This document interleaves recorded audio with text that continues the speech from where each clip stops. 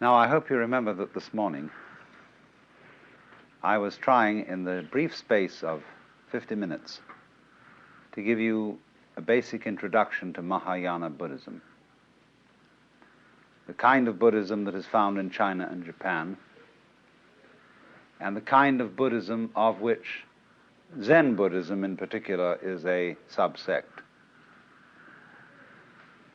And we are rather particularly concerned with Zen, since it has had such a fundamental influence in the shaping of Japanese culture and the arts of Japan, and since we are, in the course of this informal tour, going to be visiting a good deal of Zen monasteries and seeing a great deal of Zen-formed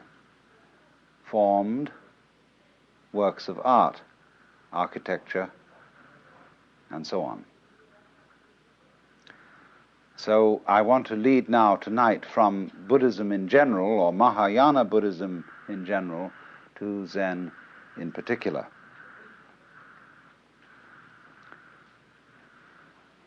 Now, Zen plays a little game with you.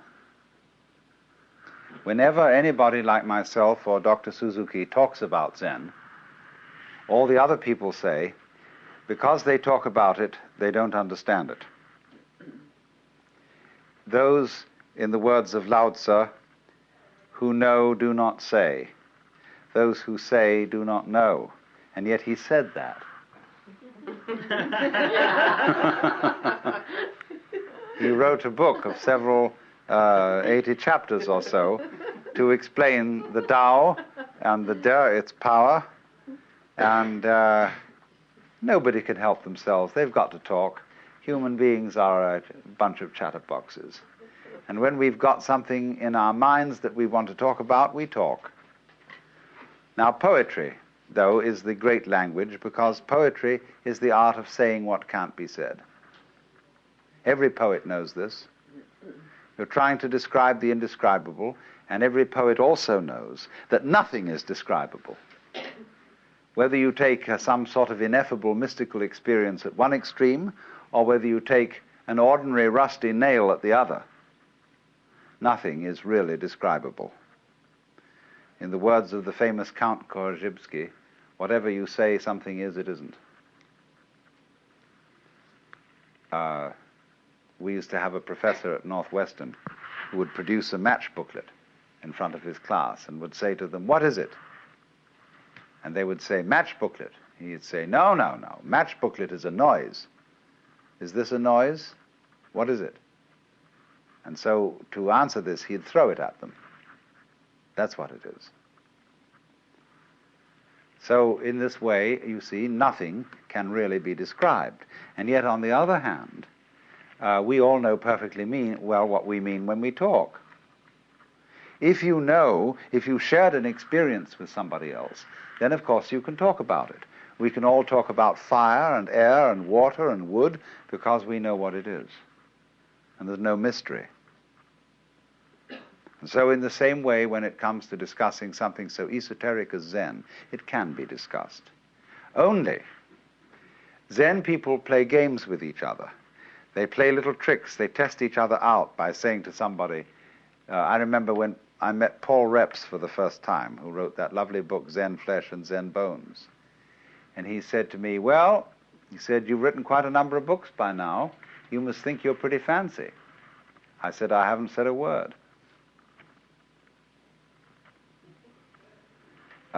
This is simply a Zen game. And people sort of feel each other out. There's a poem which says, when two Zen masters meet each other on the road, they need no introduction. Thieves recognize one another instantaneously.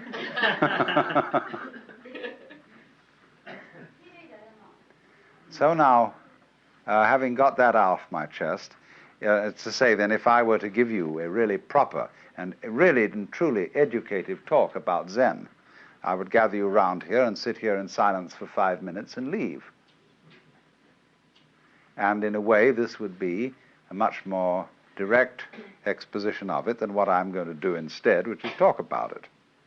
Only I have a feeling that you would feel that you were disappointed and somewhat cheated by this kind of behavior if I just left in 5 minutes silence.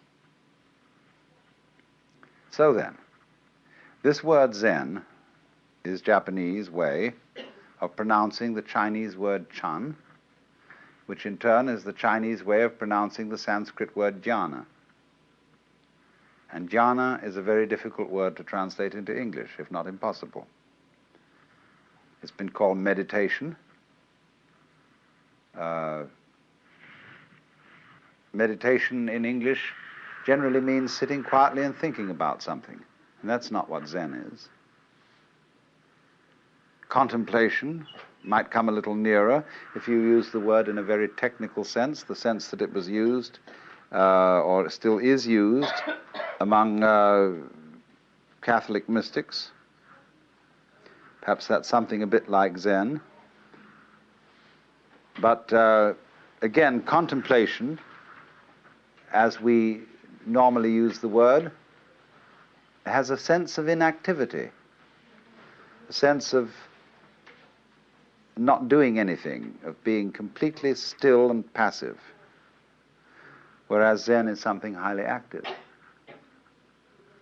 So we really don't have an English word for jhana, Chan, Zen.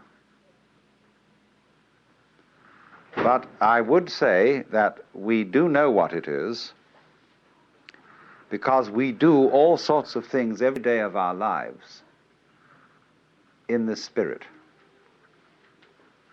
When, for example, you drive a car, most Americans, at any rate, drive cars since they were teenagers and are very expert drivers. And when they drive a car, they don't think about it. They're one with the car. Or when a rider of a horse is one being with the horse, when you watch a good cowboy or a cavalry rider, he's glued to the horse. He's like a centaur almost. As the horse moves, he moves. Which is in control? Is the horse riding the man or the man riding the horse? You practically don't know. Same way when you have an excellent dancing partner. Who leads? Who follows? It seems as if you are one body and you move together. That is Zen, that is jhana. And so in a wider sense, when a person doesn't react to life, on the one hand, or try to dominate it on the other, but when the internal world of one's own organism and the external world of other people and other things move together as if they were and indeed are one and the same motion, that is Zen. So you could say in a very, very simple way that the real concern of Zen is to realize, not merely to think, but to know in your bones that the inside world inside your skin and the outside world outside your skin, going out as far as anything can go into galaxies beyond galaxies, is all one world and all one being, oneself, and you're it. And once you know that, then you have completely abolished all the problems that arise as a result of feeling that you are a stranger in the world, that you are set down in the middle of a hostile and alien domain of nature or people who are not you. This whole sense of estrangement, foreignness to the world is overcome in Zen. Now, let me illustrate this a little before we go into Zen in any kind of technical way by a few rather superficial but nevertheless significant facts out of Japanese culture and the place of Zen in Japanese culture. Japanese culture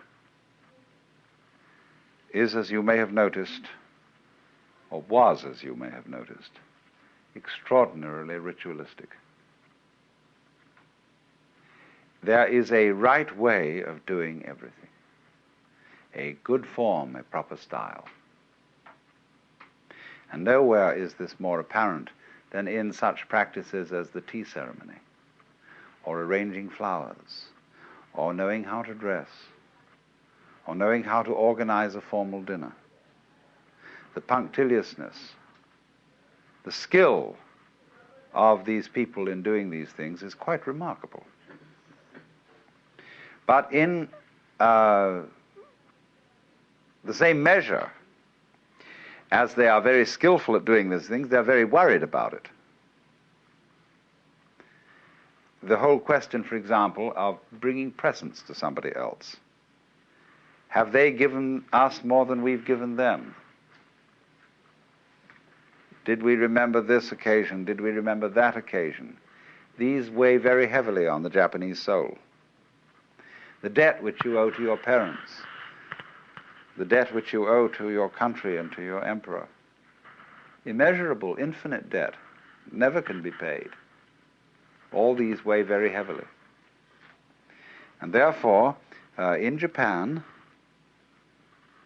until the sort of breakaway of modern youth with its westernized ideals, this is a very nervous culture, concerned about whether one is playing the ritual correctly. A culture like that needs an outlet, needs a safety valve, needs a way out of this thing. And Zen provides just that. And so, by contrast, when you meet a Japanese who is thoroughly trained in Zen, he is a different kind of personality altogether from ordinary Japanese. He is, in manners, not studiedly courteous, nor is he brusque, but he's simply at ease.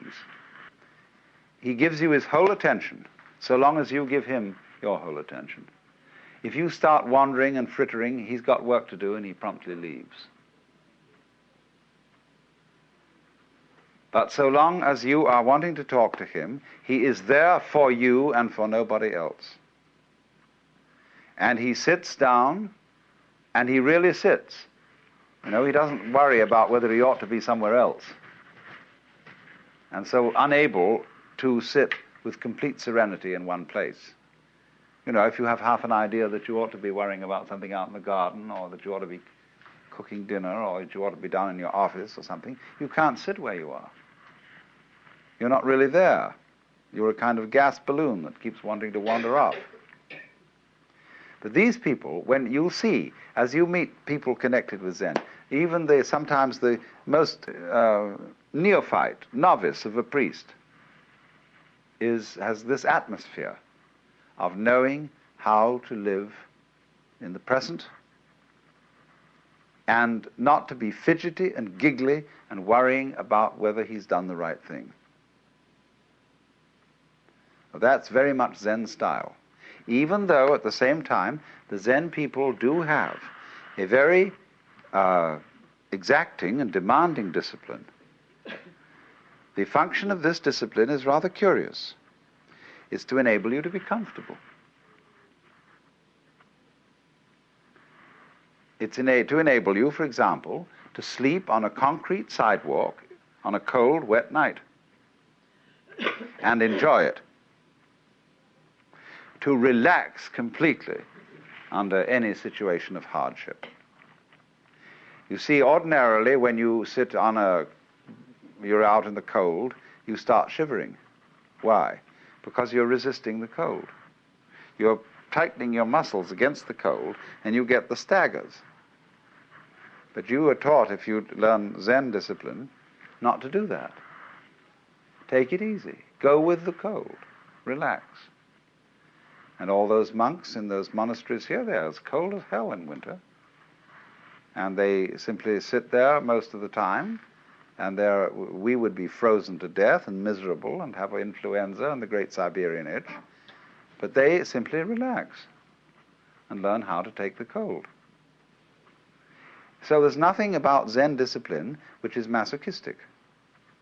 It isn't to beat your body because your body's bad and is a creation of the devil or something. It has nothing to do with that. It is how to be comfortable under all circumstances. But that, again, is something rather incidental to the main question of Zen. As I said, the Zen people, as you meet them and as you get to know their style of personality, are at ease in a culture that is not at ease. In a culture that is chronically concerned with protocol. And is it just right? That is indeed a terribly self-conscious culture, where everybody is always watching themselves and having therefore second thoughts about everything. And so the discipline of Zen is to enable you to act without watching yourself. We would say unself-consciously. But Japanese are as terrified of this as we are. They think, and we think, if I don't watch myself, I'll make a mistake. If I don't hold a club over myself, I'll cease to be civilized and become a barbarian. If I don't discipline myself with all sorts of down on those passions of yours, you will become like the monk of Siberia who burst from his cell and devoured the Father Superior. So this basic mistrust and so on in one's own spontaneity makes us wonder that if the Zen people are really spontaneous and they don't plan and premeditate and hold clubs over themselves, won't they become very, very dangerous people socially? Won't they go out and rape their mothers and daughters and murder their grandmothers to inherit their fortunes and so on and so forth? And Zen people just don't do that. And yet they are perfectly spontaneous. So then, let me try then and indicate how this discipline called Zen actually works. This will involve a little bit of letting the cat out of the bag, but can't be helped. Let's go back to what I told you was fundamental to Buddhism. Buddhism is unlike other religions in that it does not tell you anything. It doesn't require you to believe in anything. Buddhism is a dialogue. And what are called the teachings of Buddhism are nothing more than the opening phrases or opening exchanges in the dialogue. Buddhism is a dialogue between a Buddha and an ordinary man, or rather someone who insists on defining himself as an ordinary man, and thereby creates a problem. I quoted you this morning our saying that anybody who goes to a psychiatrist ought to have his head examined. And in exactly the same way, in this culture, anybody who goes to a guru, a spiritual teacher, or a Zen master, or whatever, ought to have his head examined. Or as the old Chinese master Tokuzan put it, if you ask any question, you get 30 blows with my stick. If you don't ask any question, you get 30 blows just the same. In other words, what the hell are you doing around here? Defining yourself as a student and defining me as a teacher. In other words, you have raised a problem.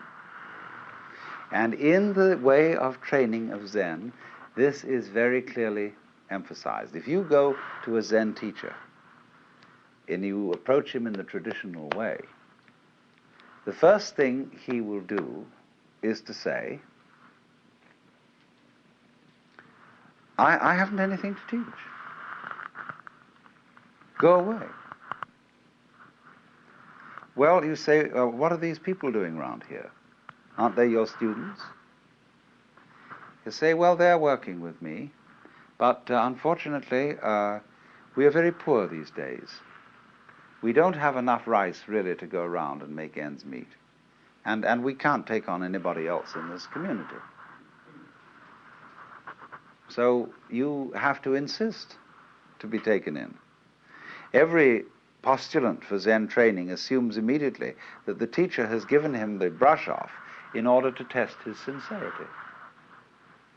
In other words, if you really want this thing, you've got to work for it.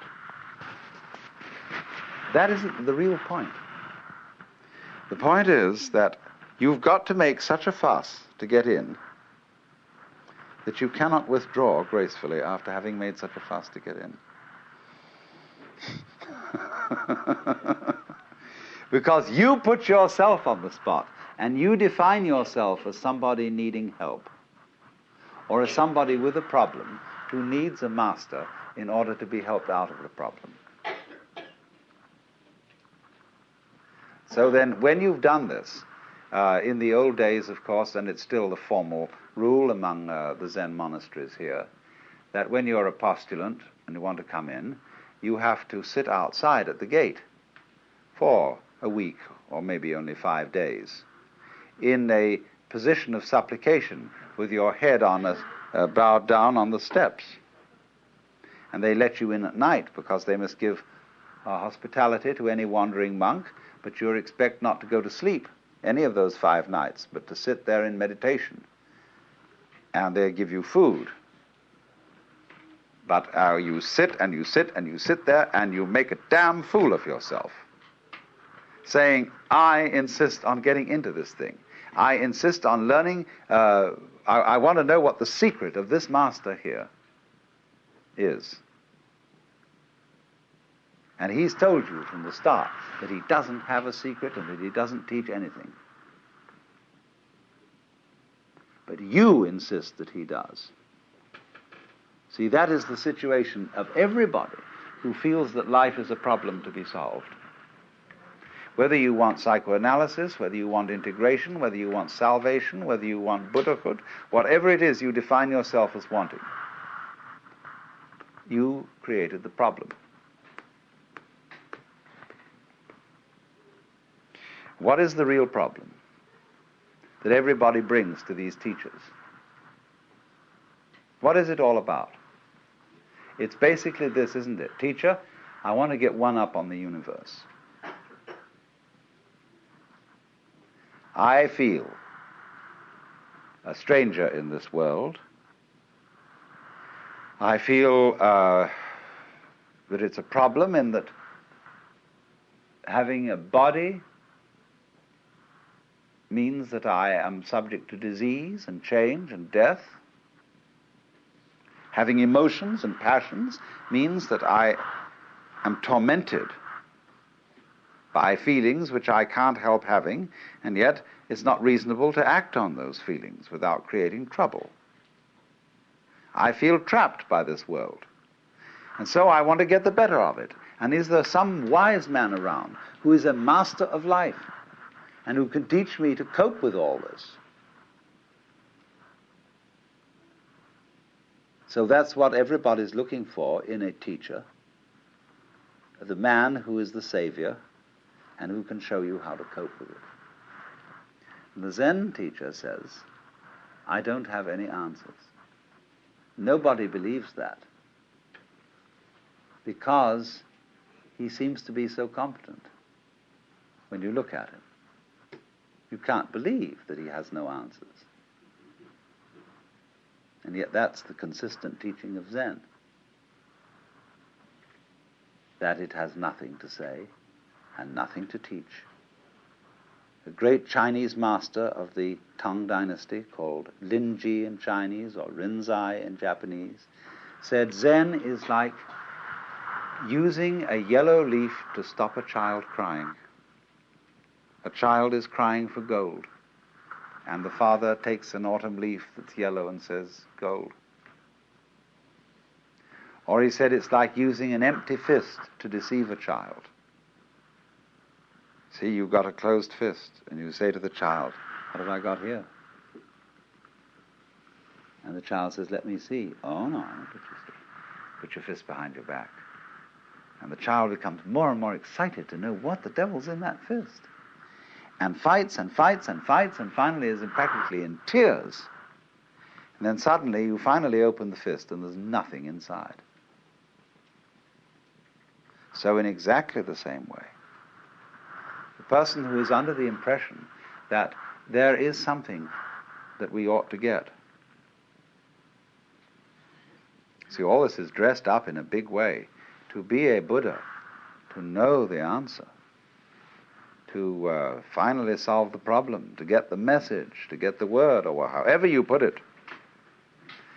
In other words, to be in control of your fate and of the world.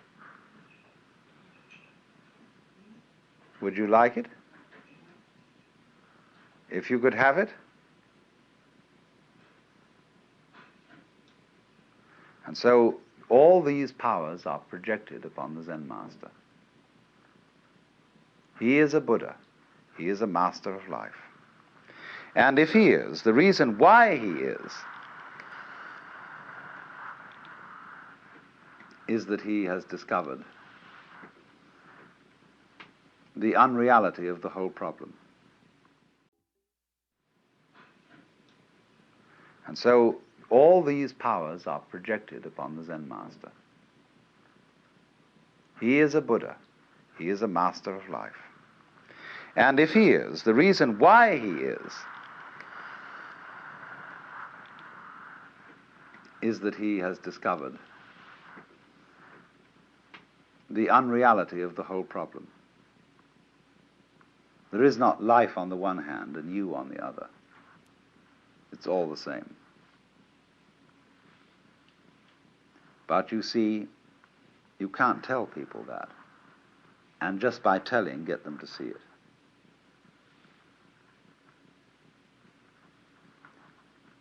Just in exactly this way, people who know that the earth is flat can't be reasoned with. People who believe that the Bible is the literal word of God, absolutely impossible to reason with them at all, because they know it is so. So in the same way, we tend to know that we're all separate, poor little me, and that we are in need of salvation or something. And we know this is so. And so somebody says, well, you're not really that. You know that that feeling of separateness is an illusion. Well, that's all very nice in theory, but I don't feel it. So what will you do? What will you do with a person who is convinced that the earth is flat? There's no way of reasoning with him. If it's for some reason important that he discover that the earth is round, you've got to play a game with him. You've got to play a trick on him. You tell him, great, the earth is flat. Let's go and look over the edge. Wouldn't that be fun? Of course, if we're going to look over the edge of the earth, we must be very, very careful that we don't go round in circles, or we'll never get to the edge. So we've got to go along consistently, along a certain line of latitude westwards. And then we're going to come to the edge of the earth, just so long as we're consistent. In other words, in order to convince a flat earthist that the world is round, you've got to make him act consistently on his own proposition and go consistently westwards to find the edge of the world.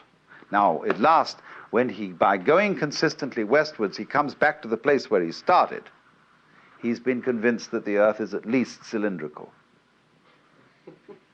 And he may believe you, then take it on faith that if he goes along a line of longitude, the same thing will happen.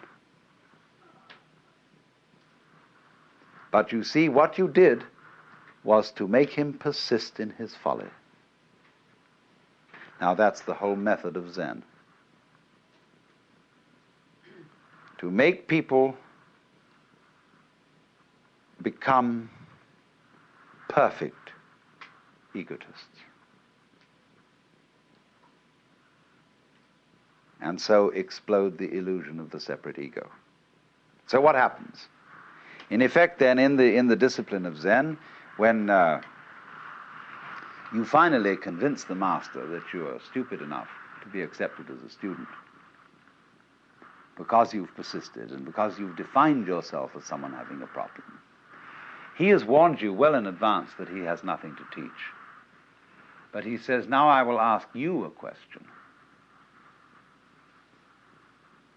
There are many ways of asking this question, but they all boil down to one common theme, and that is, who are you?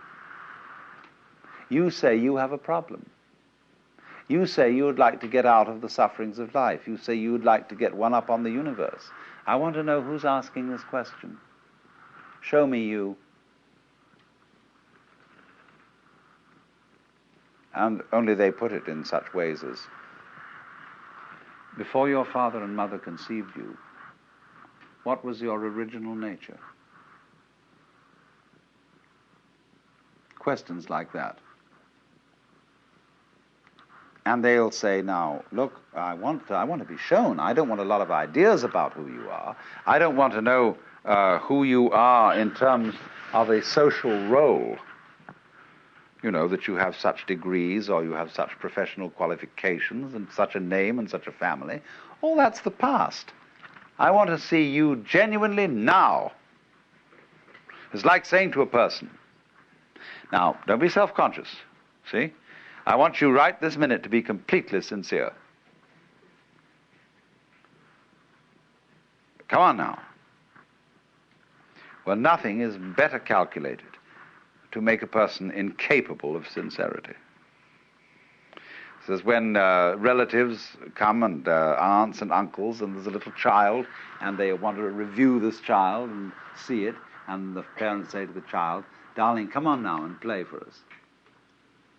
See, and the poor child is completely nonplussed.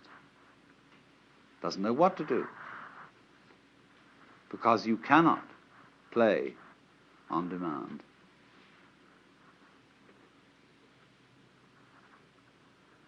Now, what is the Zen teacher doing in saying to a person, you must answer this question by coming before me in fact, a rather formal situation, the kind of context in which a Zen master interviews his students is very formal.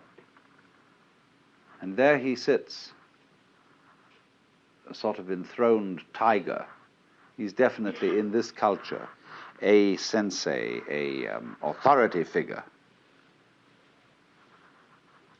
And so he's the last kind of person you can be spontaneous with.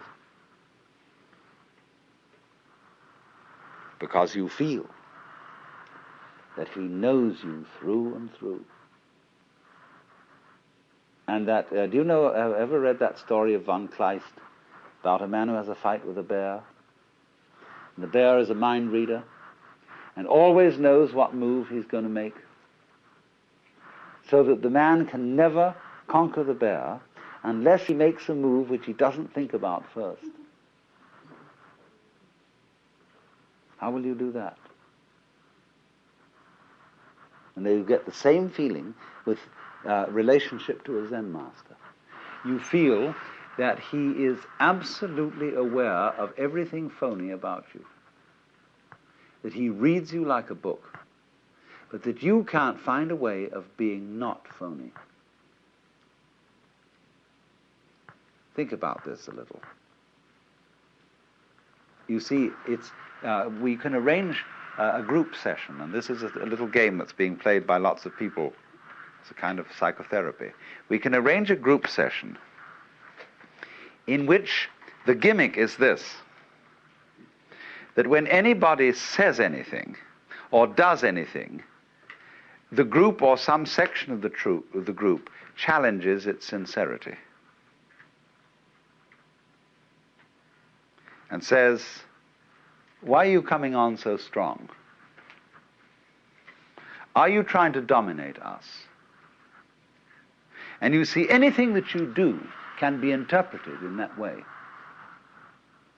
Because the moment a group of people starts making comments on its own behavior, it is setting up a situation within the group which is analogous, say in a TV studio, to turning the camera on the monitor.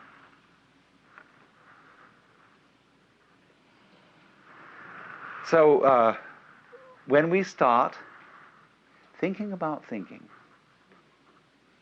being aware of being aware, this is what is called in the Japanese the observing self.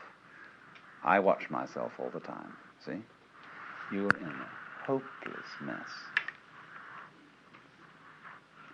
But this is the price that human beings pay for having become self-conscious. Anxiety and guilt. Anxiety because, am I sure that I thought this out sufficiently carefully? When I left the house, did I turn off the gas stove? And incidentally, I remember turning it off, but can I trust my memory? I've learned to think about memory now, and I wonder if I can trust it. Maybe I better go back and look. I went back and I looked. But did I really see? I'm thinking about my sight and whether this is quite authentic. Did I look properly? Because you know how the unconscious can alter your senses. And so I better go and look again. See, soon now I've got into a sort of vicious circle where I'll never get away from the house. And all this sort of getting mixed up is the penalty we pay for the advantageous gift of being able to know that we know. There was a young man who said, though, "It seems that I know that I know. What I would like to see is the I that knows me when I know that I know that I know." And so this is the Zen trick. It's to put you into this situation in a very crucial way. To think about, thinking about, thinking about, thinking about. Or, just the same thing, to make a very strong effort not to think. That's Zazen. Sit, let your senses operate, and be responsive to whatever there may be around, but don't think about it. But now this is already thinking. I'm thinking about not thinking.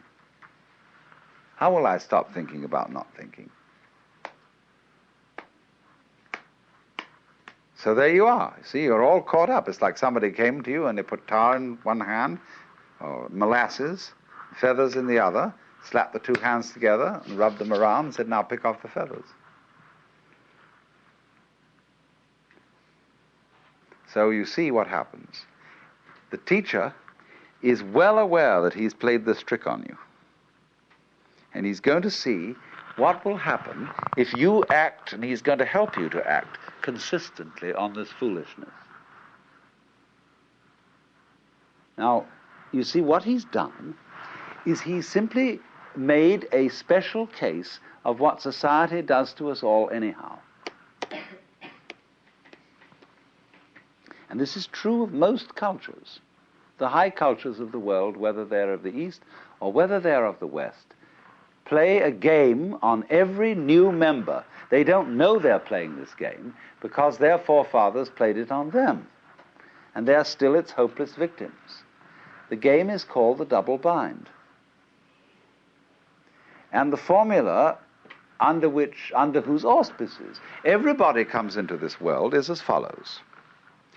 You are required to do something which will be acceptable only if you do it voluntarily.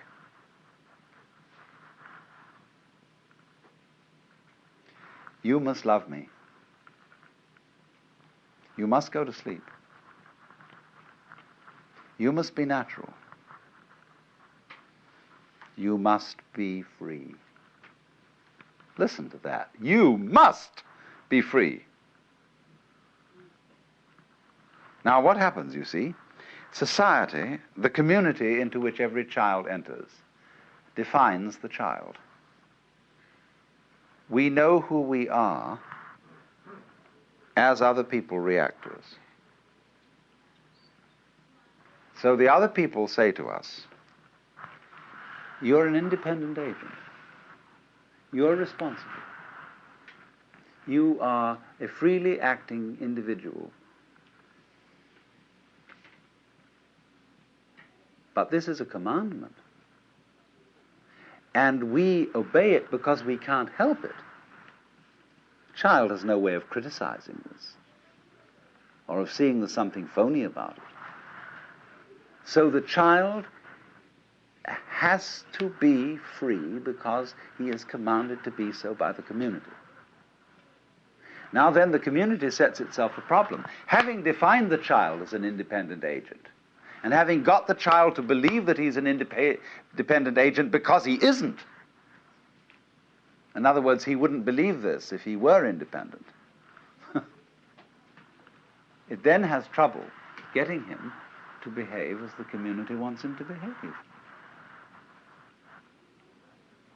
So they feel then there's something ornery about all children. They're born in original sin, and they're refractious and so on. Of course they are, because they've been defined in a self-contradictory way.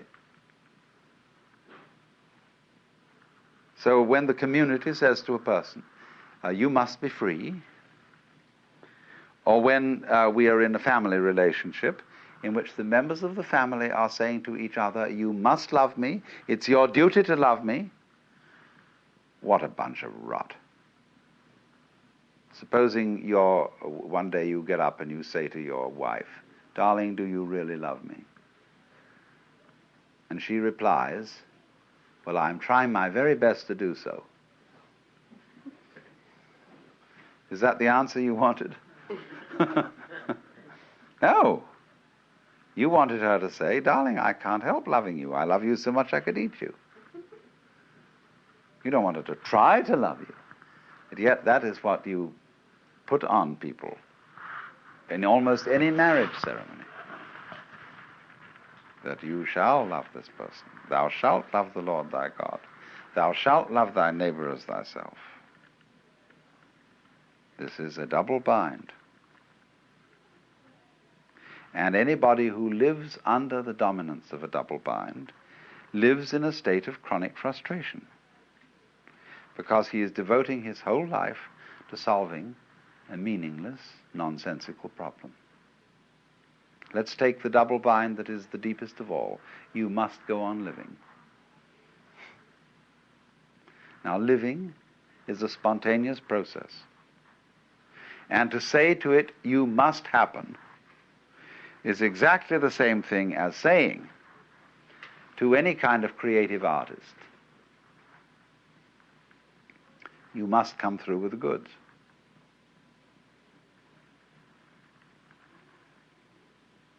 Tonight you must give the superb performance, and above all you must be unself-conscious. Well, this is being done to us all the time. And the object of the Zen discipline is that instead of doing this to people unconsciously, as parents do it and as teachers do it to children, and as the children's peers do it to their own peer members, in Zen the double bind is put on you deliberately, knowing how stupid it is. The teacher is well aware of everything he's doing and what tricks he's playing on you, because he has behind it all the compassionate intent of getting you into such a fierce double bind that you will see how stupid it is. So then, what happens is this. He gives you the double bind. Be genuine. I want to see you do something that is the real you. I had a friend who was studying Zen, and he was given some koan like this to work on. And when he was one day going for his interview, He walked through the garden that connected the Sodo, or the monks' study quarters, with the master's place, and there was a big bullfrog. Bullfrogs in this country are rather tame. People don't eat them. And so he swept up the bullfrog and dropped it into the sleeve of his kimono. And when he got in front of the teacher to answer the koan, that is to say, to do spontaneously produce his genuine self, he produced the bullfrog. And the teacher looked at it and shook his head and said, too intellectual. Or, as we might say, too contrived, too studied. That's not yet you. Now, do you see the bind in this? It's like being told that everything is all right at this moment so long as you don't think of a green elephant. So try not to think of a green elephant. See? Now, as he works at this, as he tries to produce the genuine you, the teacher really strings him out on this and makes him work and work and work over a period of many months until he comes to the point of seeing this. There is nothing you can do to be genuine. The more you do, the phonier you are. But at the opposite extreme, there is nothing you can not do. That is to say, you cannot give up trying to be genuine. You can't relax, and be completely passive and say, well, let's forget about it. Let's think about practical matters and forget all these spiritual concerns. The moment you do that, your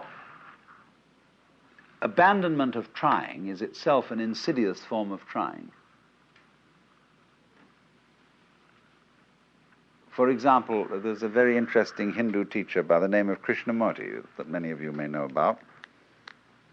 And he tells people, that all their religious inquiry, their yoga practices, their reading religious books and so on, is nothing but a form of perpetuating one's egocentricity, but on a very refined and highbrow level. So he gets a kind of disciple who studiously avoids reading any kind of philosophical or edifying book. They are reduced to reading mystery stories. And they become devoted non-disciples.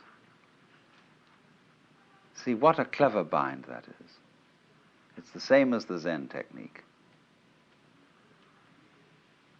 You can't, in other words, let go of your... we've seen, you see, my point was at the beginning, we saw that the way of Buddhism is to let go of yourself, to see that you live in a universe in which nothing can be grasped.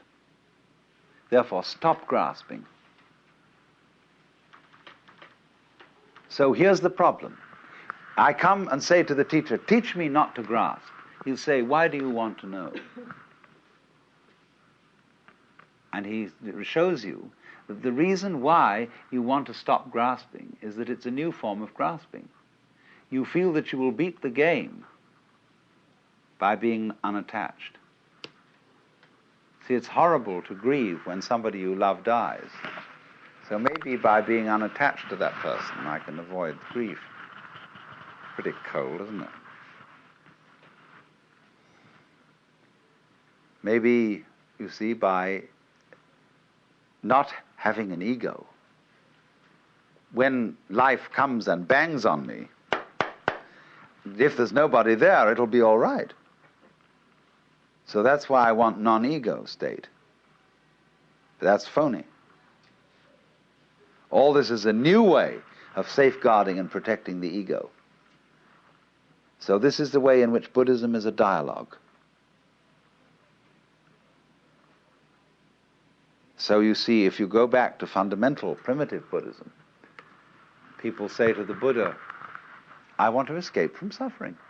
It's a perfectly honest statement. All right? Realize that suffering is caused by desire. Try not to desire. So the student goes away and tries to eliminate desires by controlling his mind and practicing yoga. Comes back to the teacher and says, it's pretty difficult. But I have managed at least to get rid of some desires. The teacher says to him, but you're still desiring to get rid of desire. What about that one?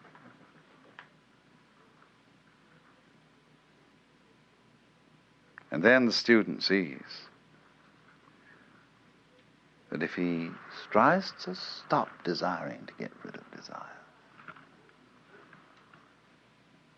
but then he's got to stop desiring to get rid of not desiring to desire.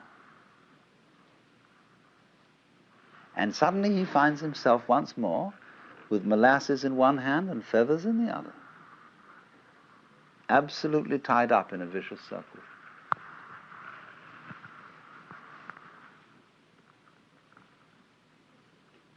So he realizes there is nothing I can do about it, and there's nothing I can not do about it.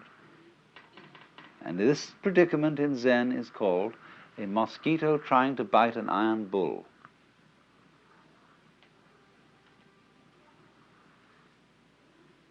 A position of such psychic extremity that nothing can be done about it. Now the point here is, what does this situation mean? When you find yourself in that kind of a trap, what's the meaning of the trap? Why, that's very simple. If there's nothing you can do, and also nothing you cannot do about a given situation, it means that you are phony. That, in other words, what we call a separate ego isn't there. Of course it can't do anything, because it is not an agent. And by virtue of the fact that it can't do anything, equally, it can't not do anything. It's completely phony. So what has happened is to expose the fiction of there being a separate ego,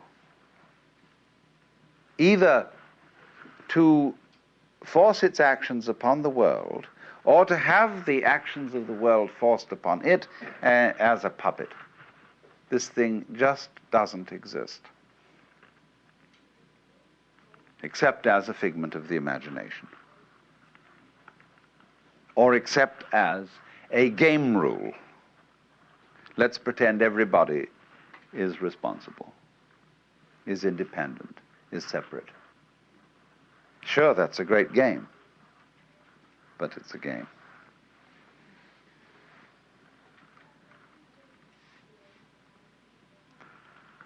And so, the whole object of this Zen dialogue between the teacher and the student is to carry that game of being the separate ego to its logical conclusion, to its reductio ad absurdum. So that, as Blake said, the fool who persists in his folly will become wise.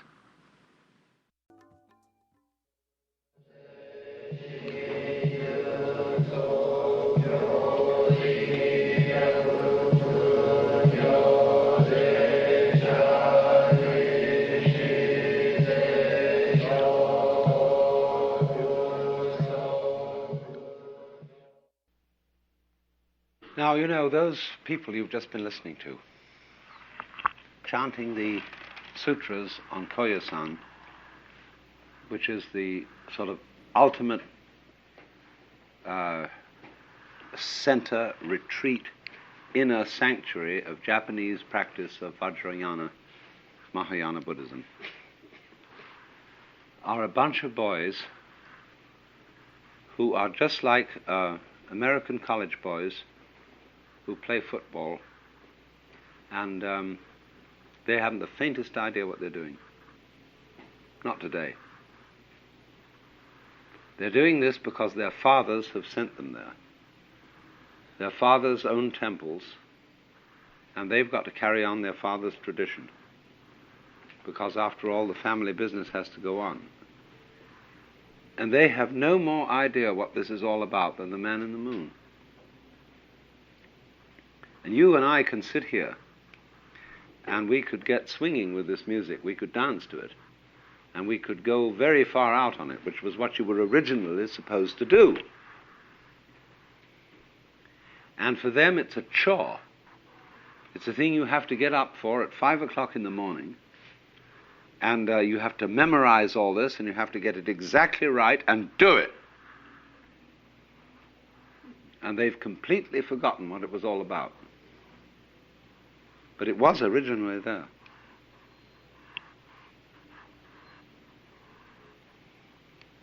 It's a funny thing how this happens, you see. But you see how I was explaining to you this morning? How we have a rhythm between remembering and not remembering. You remember long enough to know that you're there. Because if you don't remember, nothing makes any impression upon you. Therefore, you're not there. But then when memory gets too much, and you're too much there, then you have to realize that all memory is an illusion, that there is nothing except the present moment. And that there is no future, as equally no past. And then you're liberated. But when you get liberated, you have to come back in and play memory again. There's a cleaning process. In other words, you wipe off the blackboard, and then you start writing again. And then you wipe it off, and then you start writing again. And this is the process whereby life is kept going. So in the same way with these people, they have come to a point in the historical development of their way of life where they remember too much. It's not new to them. And all this, therefore, becomes what we call going through the motions. And so this is the same paradox that I was talking about this morning, that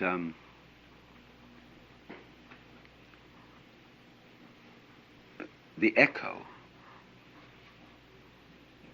which is memory, is simultaneously what tells you you exist and what traps you. So in the sense that it tells you you exist, it's an advantage. To the extent that it traps you, it's a debt. You're in debt. You should be thankful. Somebody gave it to you. Ultimately, in the Judeo-Christian tradition, the Lord God did it all for you, and you should be thankful. And say, anything bad that I did was from me. Dear God, anything good that I did was from you. You see? What a marvelous mix-up that is. But all I'm saying is this.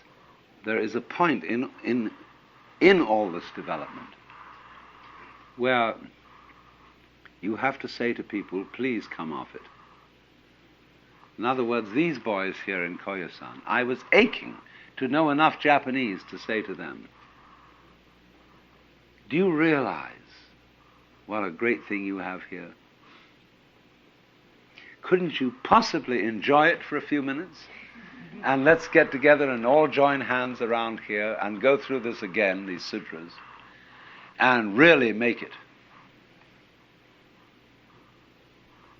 So I'm talking, you see, about the same process of what has been called flip-flopability,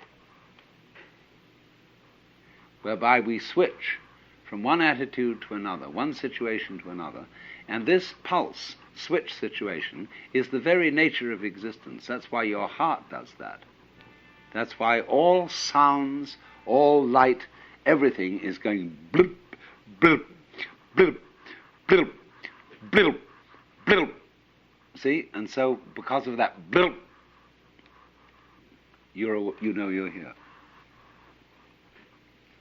Well, now, I've been trying to show how this game has its own inner meaning. So finally,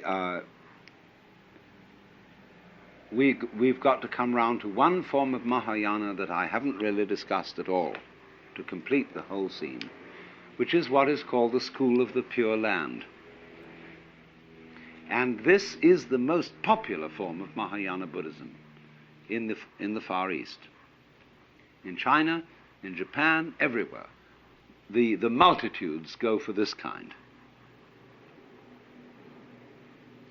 And it's all under the presiding image of one of those Jnani Buddhas called Amitabha, whose name means boundless light, and who is a sort of subdivision or aspect of Mahavairocana, who is the great Sun Buddha, and is therefore probably derived historically from Ahura Mazda, from Persia, the great sun god of the Mazdaeans and the Parsis. But although that may have been what set it all off, it has been greatly transformed by being canalized through Buddhism. Now, you have all seen photographs of the Buddha at Kamakura, the Daibuts, that enormous bronze figure that sits in a beautiful park with pine trees, the temple having long been demolished by a tidal wave, for which thanks be to God. Because if it hadn't been for the tidal wave, nobody would ever have really seen this figure. But there is at Kamakura this huge bronze figure. It's about 42 feet high. And here this creature sits, surrounded by a great busyness. Thousands of school children are all the time on tours, streaming by, photographers, people selling this, that, and the other, souvenirs, exhibitions of dwarf trees and everything, are all going on around. And here this thing sits and looks down forever. And nothing can hush it. I mean, let's put it this way. It hushes everything. That no matter how much turmoil of children, etc., is going on in this park, this huge face presides over everything. And you cannot ignore it. It subdues you into peace without doing it in an authoritative way. It doesn't say to you, shut up. It just is so peaceful that you cannot help catching the infection of peace that comes from this figure. And this is the figure of Amitabha. Not the historical Shakyamuni Gautama Buddha living in India, but one of the Jnani Buddhas who is not manifested in the world. Now, the religion connected with this figure is called Pure Land, Jodo in Japanese, Shinshu, the true sect of the Pure Land. It comes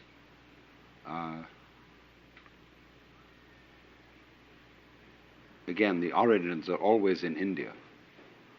But the Japanese, under the genius of Honen and Shinran, who were medieval Buddhist saints, developed their own special variety of it. And this is a very strange religion. Because it takes its basis as follows.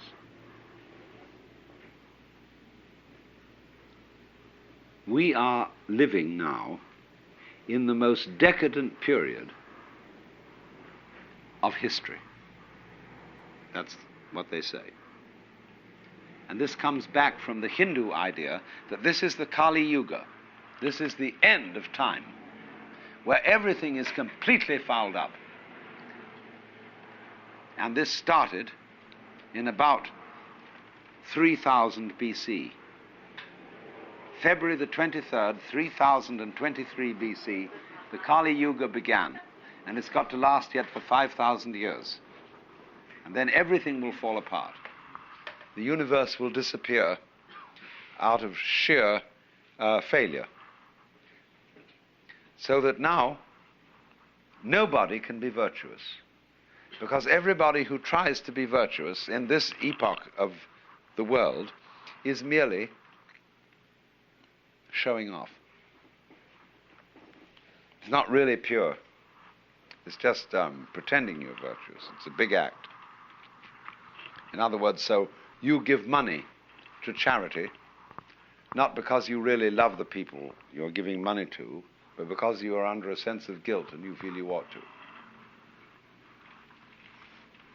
And therefore, because of that inescapable bad motivation, nobody can possibly liberate themselves from the chains of karma. The more you try to get out of your karma, that is to say your conditioning, your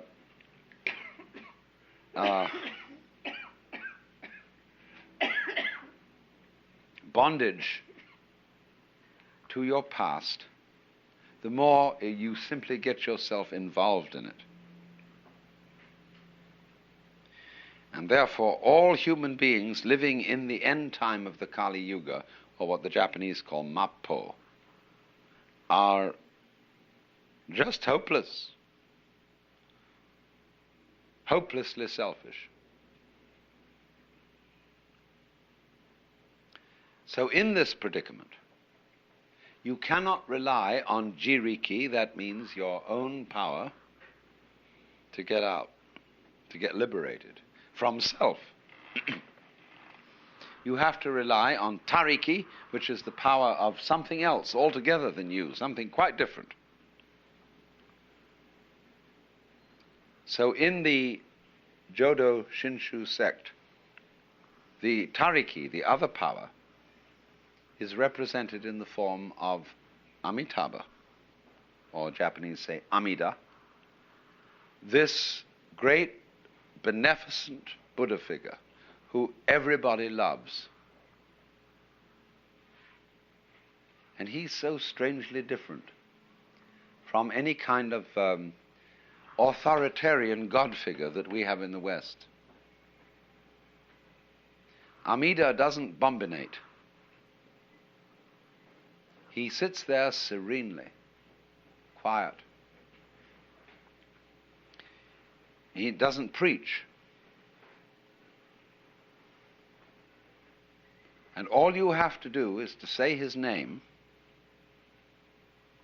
in the formula Namu Amida Butsu, which means Namu, name, Amida Butsu, of Amida Buddha.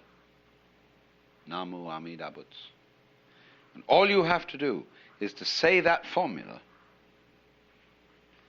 and after death you will be reborn in a special paradise called Sukhavati, which is Jodo, the Pure Land, where becoming enlightened is a cinch.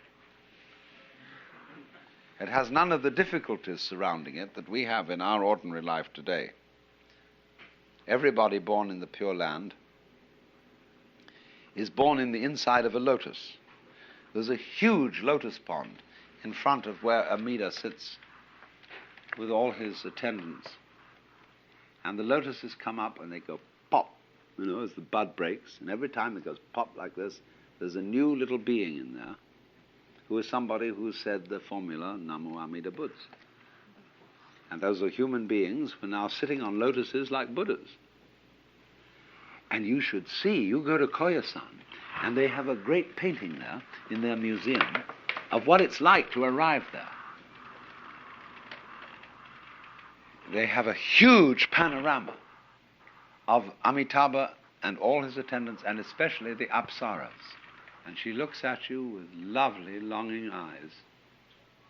And so, this is welcome to Amida's paradise, where you will all sit on lotuses and be Buddhas without any difficulty. But the point is, all you have to do to get there is to say Namo Amida Buddhas. You don't even have to believe that it works. Now that is the religion of most Japanese Buddhists, believe it or not. In other words, if you really get this and feel that that's really going to happen to you, you'll be grateful, and you'll try to help other people and be a bodhisattva and so on, and be generally helpful around the scene. But the whole idea is that you cannot do it by your own effort. And if the moment you think you can do it by your own effort, you're a phony.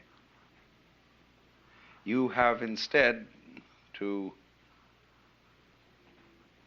go completely with the other, to disown your own power and capability of being virtuous, unselfish, etc. So then, this kind of religion develops a peculiar kind of saint. And they call these people Myo Konin. Myo means wonderful. Ko means fine. Nin means man or person. There can be a woman, Myo Konin. It is not sexually restricted to men. So a Myo Konin is a very special kind of character. There are stories told about Myo Konin. There is one, for example, a traveling man who comes to a temple during the course of the night and walks in, and he takes the sacred cushions on which the priest sits and arranges them right in the front of the altar and goes to sleep. In the morning, the priest comes in and says, "What's going on here?" And the Myo Konin looks at him and says, "Oh, you must be a stranger. You don't belong to the family." Another time, he had great ability for calligraphy, for doing beautiful writing. And people were always trying to get his calligraphy from him. And he was cagey about it. It wasn't so easy to get it. So one day, a very, very great man invited him for dinner and again left him alone in a reception room where there was stretched out on the floor some absolutely gorgeous paper with ink and brushes just waiting there. And he got so fascinated that he just couldn't resist. Like a child. He simply couldn't resist doing his calligraphy on that piece of paper. And suddenly, as he realized he had done it, that he had spoiled this gorgeous paper, which was incredibly expensive, the host walked in and he apologized. He said, "Really, I don't know what to do. I'm so sorry I couldn't resist the temptation to make some things on this beautiful paper." And the host said, "Oh, please don't worry about that," because he had now possessed himself of a priceless object of art. This man's work today sells for thousands and thousands of dollars.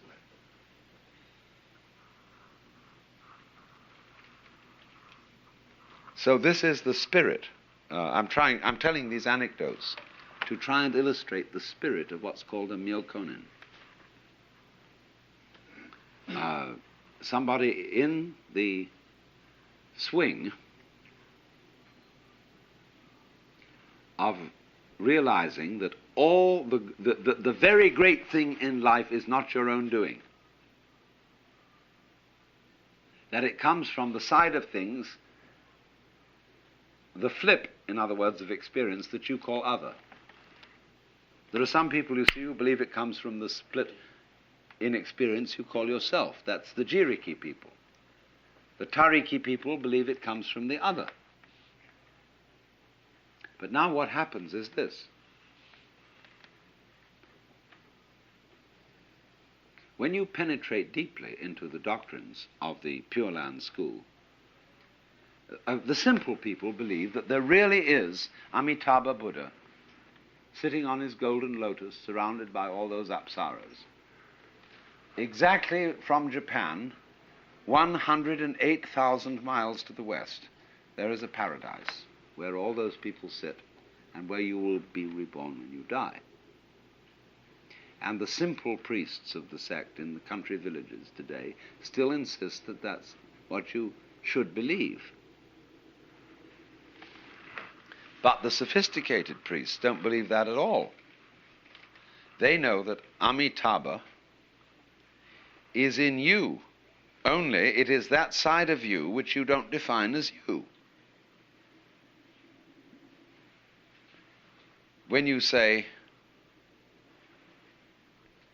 I have a body, instead of saying I am a body, that's because you feel that your body happens to you, that it's something you got mixed up with, that was given to you by your parents. You don't say, I beat my heart on purpose. You feel that your heart is something that happens to you. So all that side of things that you experience as a passive recipient of it is tariki.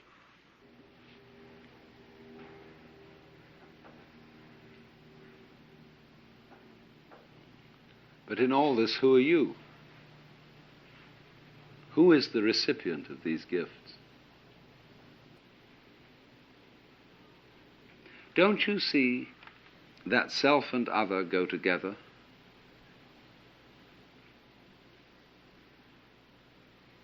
That you don't need to cling to yourself because you have everything you called other, and that's you too.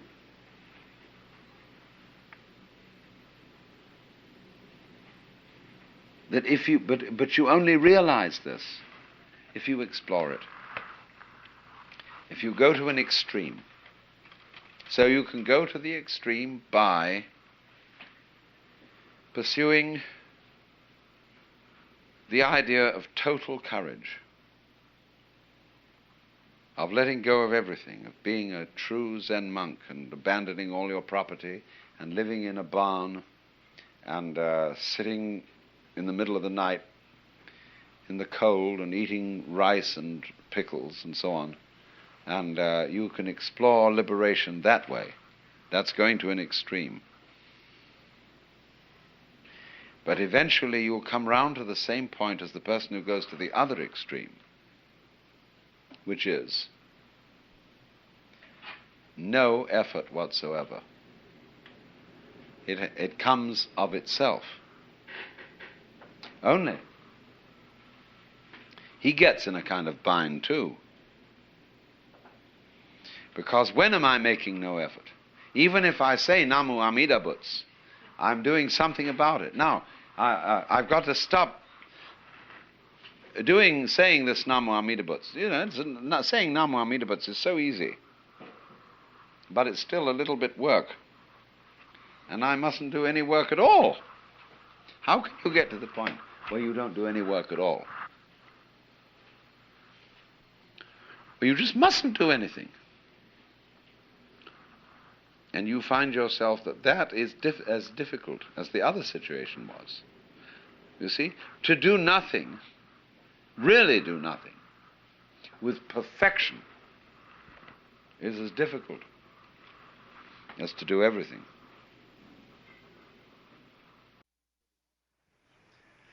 Now then, we have to get on to Buddhism. And in order to introduce Buddhism, it's necessary to remember the whole background of the world view of India.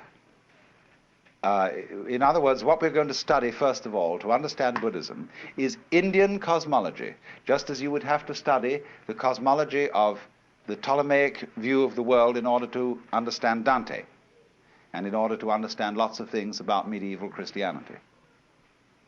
So the cosmology of the Hindus, their view of the universe, has come right into Japanese life through Buddhism, but it antedates Buddhism. Buddhism simply adopted it as a matter of course, just as now if you invented a new religion, you would probably adopt the cosmology of modern astronomy. Well, now, how does the Hindu see the world? You know, there are really three great views of the world that human beings have had.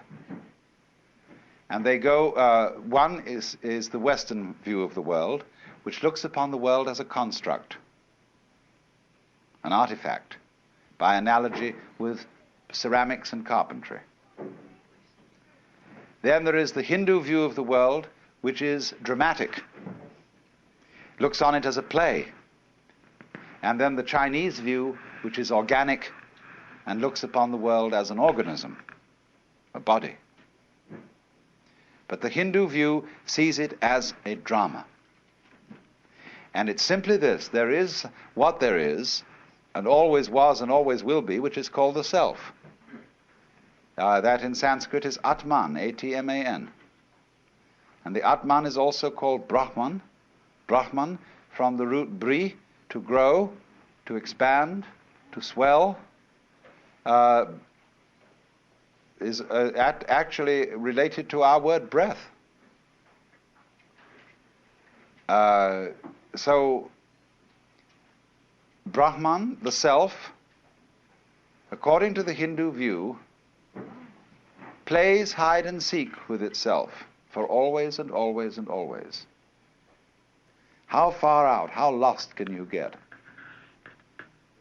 So here, each one of us, according to the Hindu idea, is the Godhead on purpose, getting lost for the fun of it. And how terrible it can get at times. But won't it be nice when you wake up? That's sort of the basic idea. And I found it's an idea that any child can understand. It has great simplicity and great elegance. Now, in part of this cosmology, we must understand another feature of this conception of the universe. Not only, you remember now the kalpas, the periods of time, the yugas, the qualities of the time through which the universe goes, but there's the final thing, which are called the six worlds, or the six paths of life. And this is very important for Buddhism, although it comes from Hinduism, is represented in what is called the Bhava Chakra. Bhava means becoming, B-H-A-V-A. Chakra, C-H-A-K-R-A, means wheel. The wheel of becoming, the wheel of birth and death. And it has 6 divisions. It has the top people and the bottom people. The top people are called Deva, D-E-V-A. The bottom people are called Naraka, N-A-R-A-K-A. Devas are angels, and they are the people who are the supreme spiritual successors. The Naraka are tormented in purgatory, and they are the supreme spiritual failures. They are the poles, the happiest people and the saddest people. Then in between there comes the world of the pretas, next to the Naraka, next to the purgatory. The pretas are the frustrated spirits who have tiny mouths and enormous bellies, huge appetites, but very, very limited means of satisfying it. Then next, they come between the Narakas and the Devas at the top. Next up from the pretas are the human beings. And they are supposed to hold a middle position in the 6 worlds. Then you go up from the human beings to the Devas, and then you start coming down again.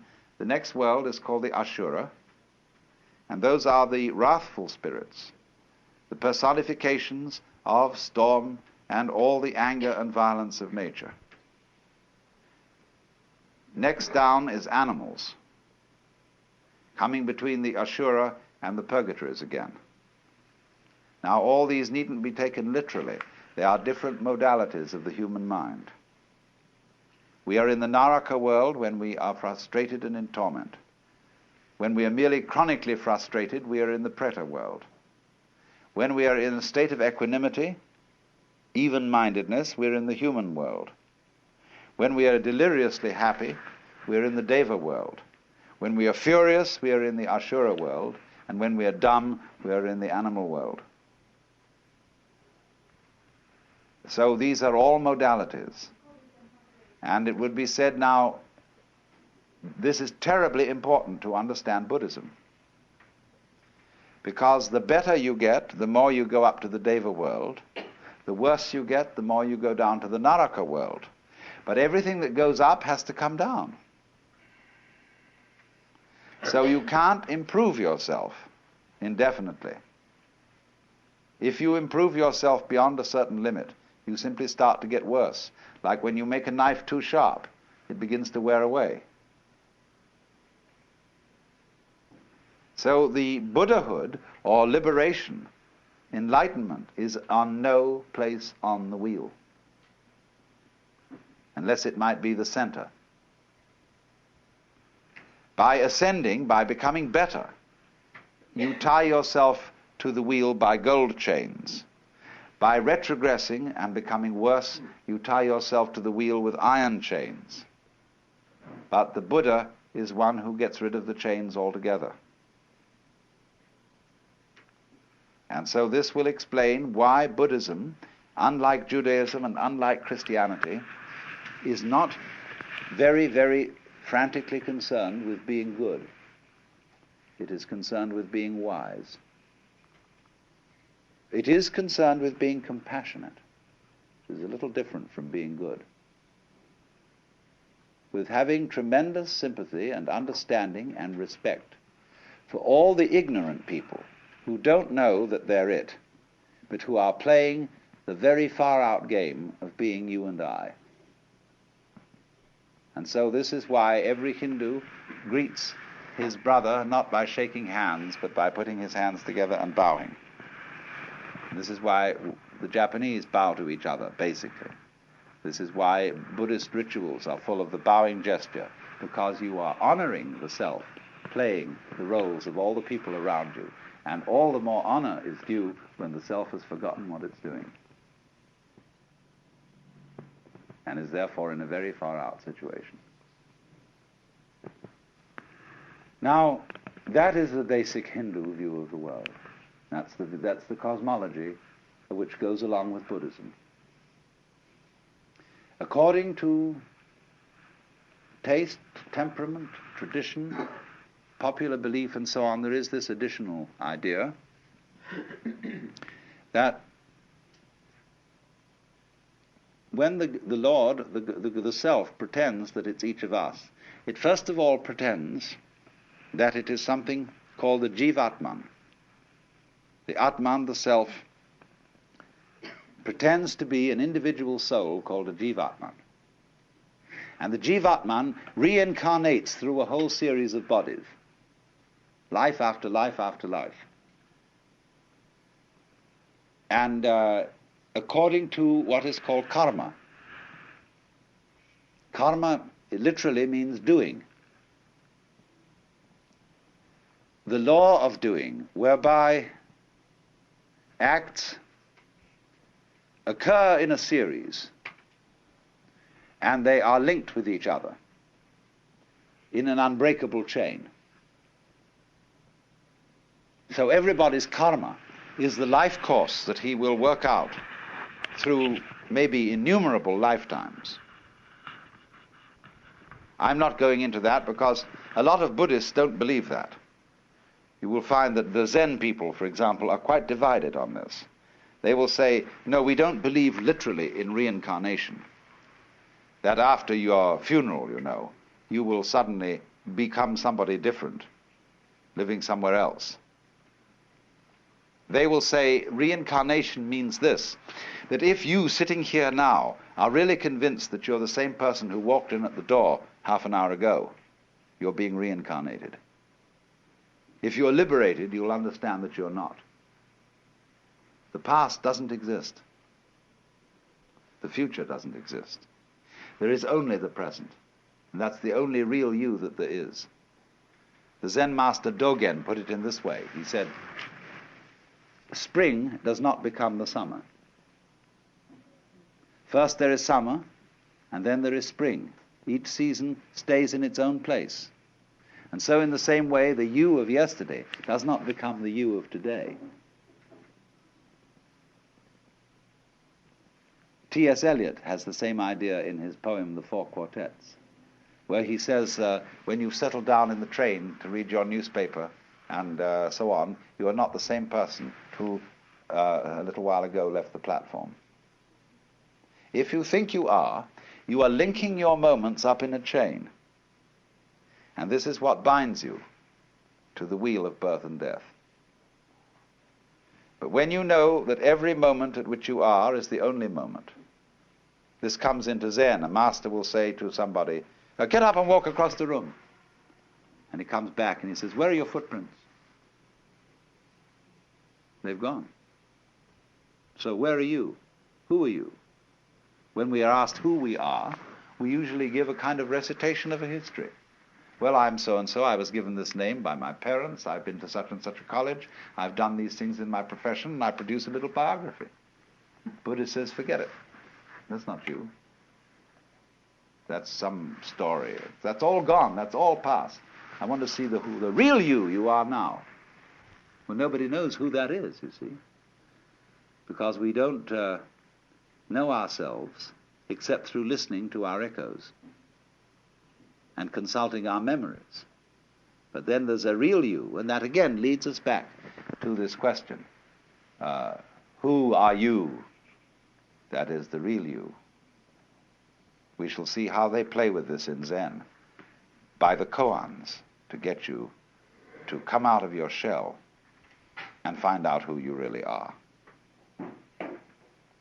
Well, now, whereas in India, this worldview is tied up with a whole culture involving every circumstance of everyday life. Hinduism is not a religion in the same sense that, say, being an Episcopalian or even a Roman Catholic. Hinduism is not a religion, it is a culture. In this respect, it's more like Judaism than Christianity, because a person is still recognizable as a Jew, even though they don't go to synagogue. Because there's certain cultural things that Jewish people who come of a line of Jewish parents, people who have been practicing Jews, they still continue certain ways of doing things, certain mannerisms, certain attitudes, and so they are cultural Jews instead of religious Jews. Now, Hinduism is the same sort of thing. It is a religion culture. And so it involves living in India, really, to be a Hindu. Because of the differences of climate, the differences of arts and crafts, technology, you can't be a Hindu in the full sense in Japan or in the United States. So what is Buddhism? Buddhism is Hinduism stripped for export. Now, the Buddha was a reformer, you might say, in the highest sense of a reformer, someone who wants to go to the original form, or to reform it for the needs of a certain time. The word Buddha is a title, not a proper name. Same way as Christ means the anointed, and it's not the surname of Jesus. So Buddha is not the surname of Gautama. It means the one who is awakened, from the root in Sanskrit Buddh, B-U-D-H, to know. The man who woke up, who discovered who he really was. Now, the crucial point wherein Buddhism differs from Hinduism is it doesn't say who you are. It has no idea, no concept, and I emphasize the word idea and concept. It has no idea and no concept of God. Because Buddhism is not interested in concepts, it's interested in direct experience, and direct experience only. So from the Buddhist standpoint, all concepts are wrong. Just in the same way that nothing is really what you say it is. Is this a stool? It isn't now, it's a wastebasket.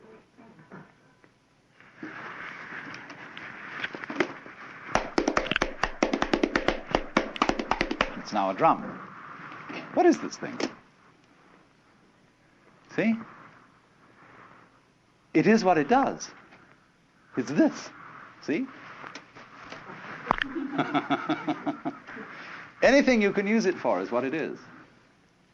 So if you have a rigid idea that it's a stool and you can only sit on it, you're kind of stuck. But if it's all these other things as well, then you suddenly see that anything can be everything. So in the same way, Buddhism does not define and say what you really are is something. Because it would say that if you believe that, you've got stuck with an idea and you're clinging onto it for spiritual security. So a lot of people say, well, I like to have a religion because it gives me something to hold on to. A Buddhist would say, cut that stuff. So long as you hold on to something, you don't have religion. You only really there when you let go of everything. And you don't depend on any fixed idea, any belief for your sanity or happiness. So you would think Buddhism is very destructive because it breaks down, it doesn't believe in God, it doesn't believe in an immortal soul, it doesn't believe in, doesn't seek any solace in any idea of life after death. It absolutely faces the fact of the transiency of life. There's nothing you can hold on to, so man, let go. Because there's no one to hold on to anything anyway. So Buddhism is the discipline of doing that. But if you do that, you see, you discover something much better than anybody has who has a belief. Because you got the real thing. Only you can't say what it is. They say in Zen that if you're enlightened in Buddhism, you are like a dumb man who has had a wonderful dream. That is to say, when you've had a wonderful dream, you want to tell everybody what it is. But you can't, if you're dumb. See, if you can't speak. So the real thing in Buddhism, which they call nirvana, which is a sort of equivalent to moksha, nirvana means blow out. Phew! You know, the sigh of relief. Because if you hold your breath, you lose it. If you hold on to yourself, you hold on to life, or breath is the spirit, you hold on to God, rock of ages cleft for me, let me cling on to you. It's all dead. Becomes just a rock, just an idol. But let go, breathe out, and you get your breath back. That's nirvana. So the Buddhist idea is, in doctrine, the highest negativism. They characterize the ultimate reality as shunya, which means emptiness. In Japanese, ku, which is the character you use for the sky or the air. When you get an airmail envelope, to write home, the second character is ku, the air, which means emptiness. They use this to translate shunyata, emptiness. Fundamental nature of reality, the sky. But sky, you see, is not negative emptiness. The sky contains all of us. It's full of everything going on. But you can't put a nail in the sky and pin it down. So in the same way, Buddhism is saying, you don't need any gizmos to be in the know. You don't need a religion. You don't need any, even Buddha statues. You don't need any temples. You don't need any Buddhist bondieuserie, rosaries, and all that jazz. But when you get to the point that you know you don't need any of those things, that you don't need a religion at all, then it's fun to have one. Then, as it were, you can be trusted to use rosaries and ring bells and clappers and chant sutras, you see. But those things won't help you a bit. They'll just tie you up in knots if you use them as methods of catching hold of something. So every teacher of Buddhism is a debunker. But he does it not to be a smart aleck and to show how clever he is, but out of compassion.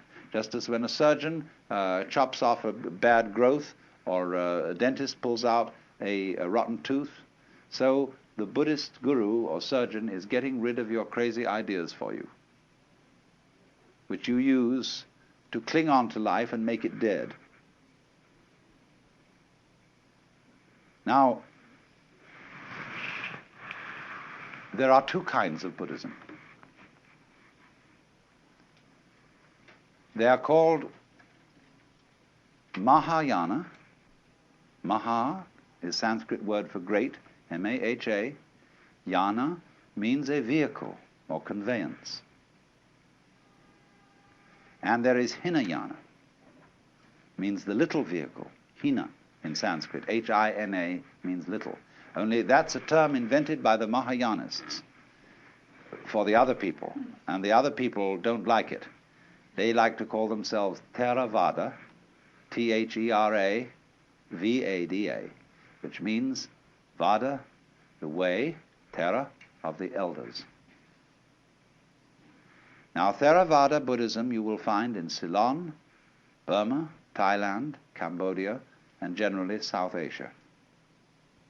Mahayana you find it originated in Nepal, northern India, and you find it in Tibet, China, Mongolia, Japan, and to some extent in Indonesia. The Mahayana is what we are finding here. All the sects of Japanese Buddhism are Mahayana. Now, what's the great difference between these two schools? The Theravada is very strict.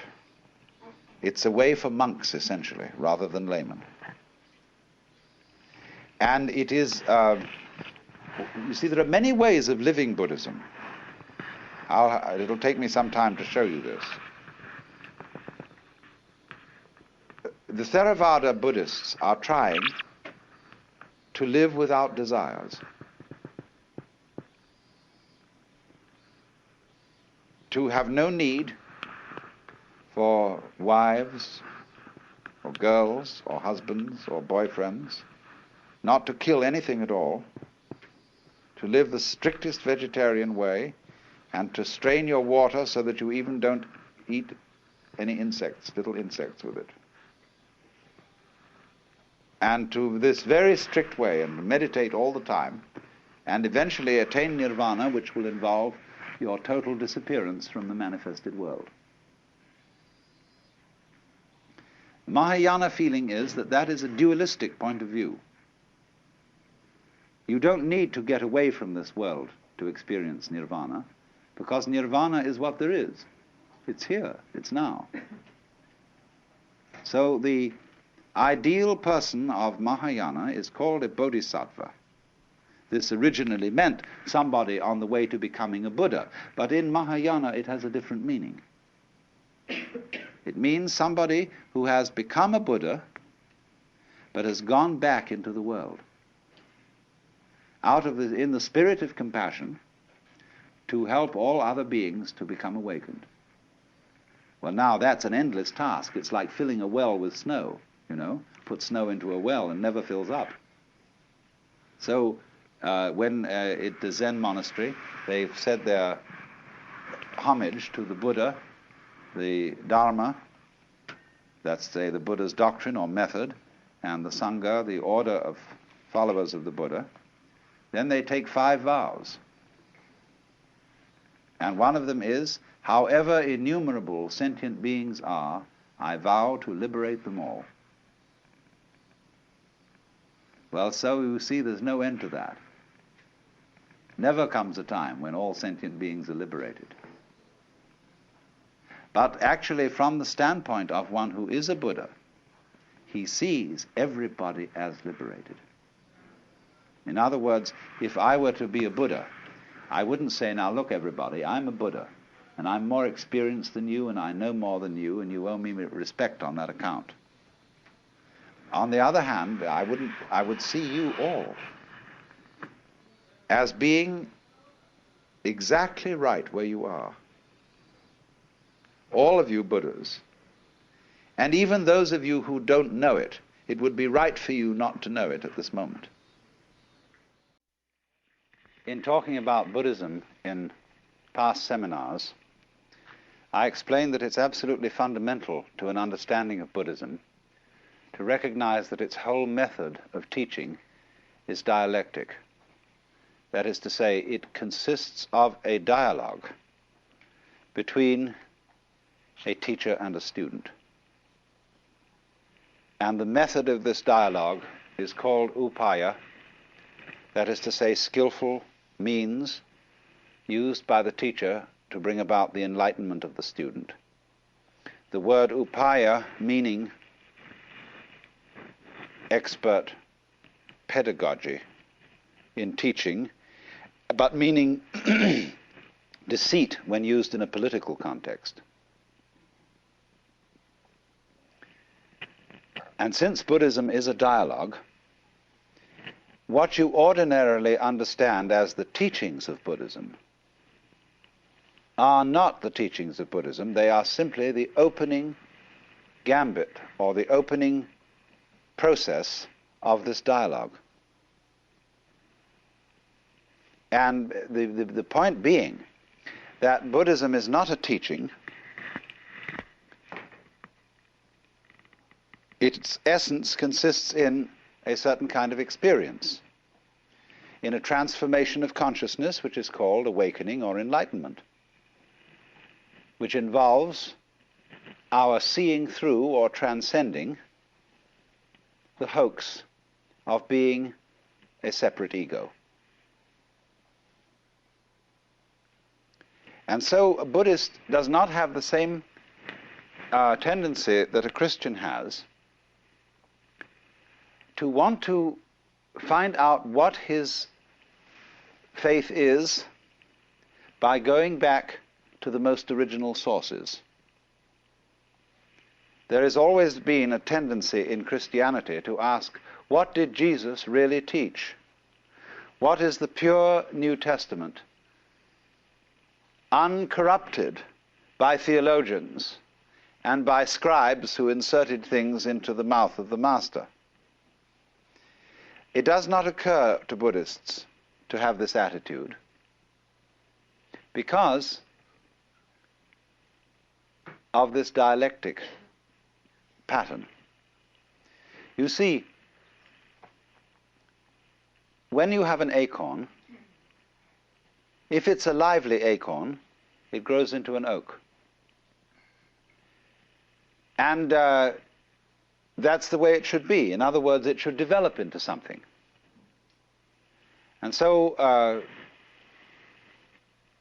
Buddhism, as it has developed since the days of the Buddha, has gone a long way.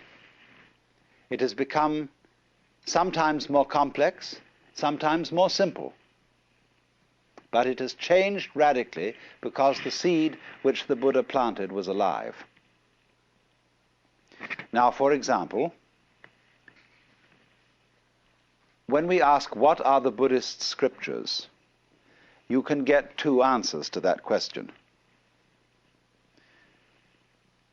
In the Southern School, there is a set of scriptures which are written in the Pali language, divided into 3 sections, called the Tipitaka, which means the 3 baskets.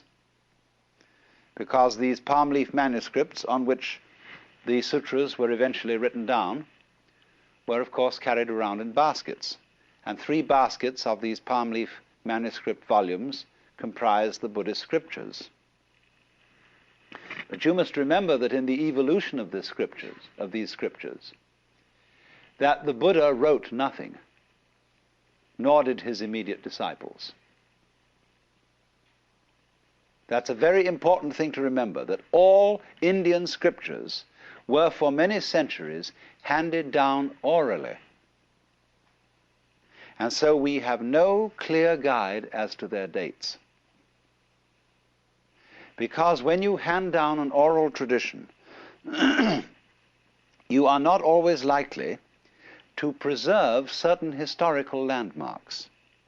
Supposing we're talking about a certain king, and the name of this king will mark a historical point. But in an oral tradition, the name of the king is likely to be changed every time the story is told to correspond to the king then reigning. So, in other words, things that do change, that have a historical rhythm, like a succession of kings, they will be changed in handing down the oral tradition. But things that do not change, that is to say, the essential principle of the doctrine, they won't be altered at all. So you must remember that the Buddhist scriptures were for some hundreds of years handed down orally before they were ever committed to writing. And that accounts for their monotonous form. That is why everything is numbered, why there are 4 noble truths, 8 steps of the Eightfold Path, 10 fetters, 5 skandhas, 4 Brahma viharas or meditation states, and so on and so on. Everything is put in numerical lists so as to be memorized easily. And so there are formulae which are constantly repeated, and this is supposed to aid the memory. Now then, it is obvious that those scriptures of the Pali Canon, when you really sit down and read them, you know that what has happened here is that partly they have a certain monotony due to mnemonic aids, but also that in the course of time before they were written down, many monks spent wet afternoons adding to them, and adding things in such a style that no inspired person could ever have said them. And they made commentaries upon commentaries upon commentaries, and lots of them had no sense of humor. I always love the passage where the Buddha is giving instructions on the art of meditation, and he's describing a number of things on which one could concentrate. And there's a commentator making little notes on this. And so when he's made his list of things on which you could concentrate, like a square drawn on the ground, or the tip of your nose, or a leaf, or a stone, or anything, and then he says, or on anything. And the commentator puts footnote, but not any wicked thing.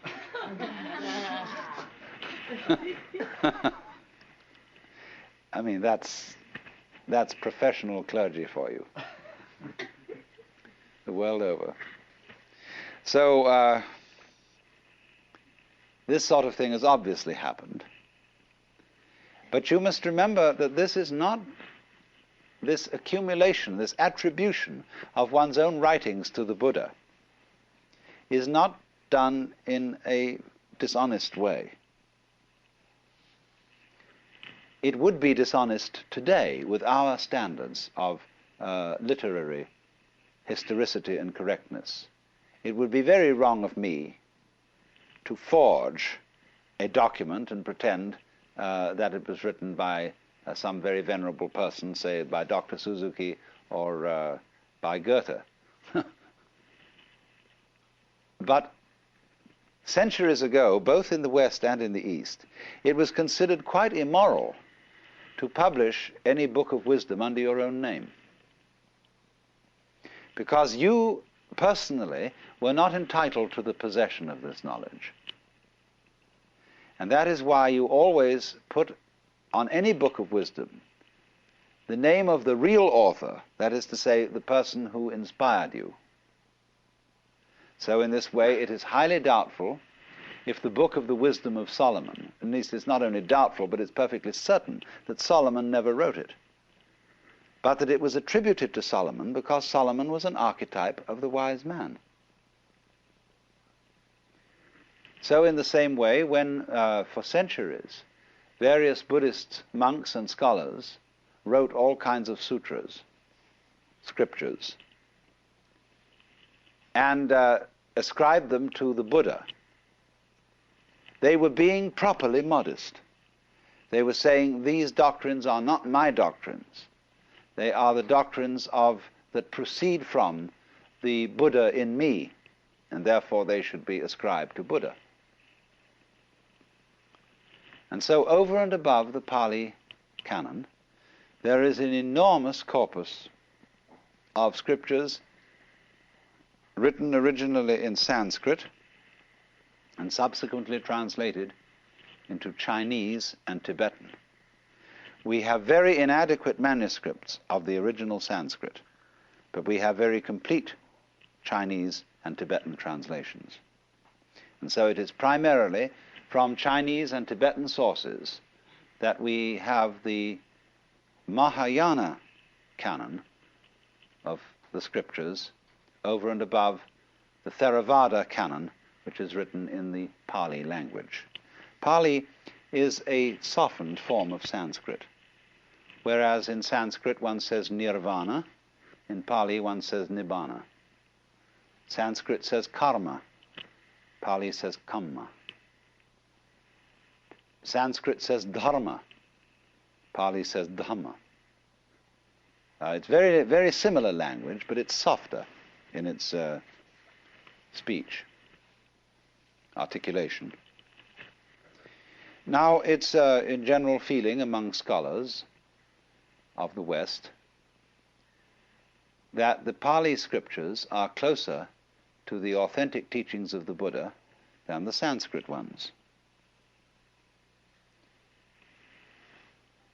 And so, with our Christian background and approach to scriptures in general, the West has built up a very strong, you might say, prejudice in favor of the authenticity of the Theravada tradition as against the Mahayana tradition. Whereas the Mahayanists put it this way. They say that they have a hierarchy of scriptures. One for very simple-minded people.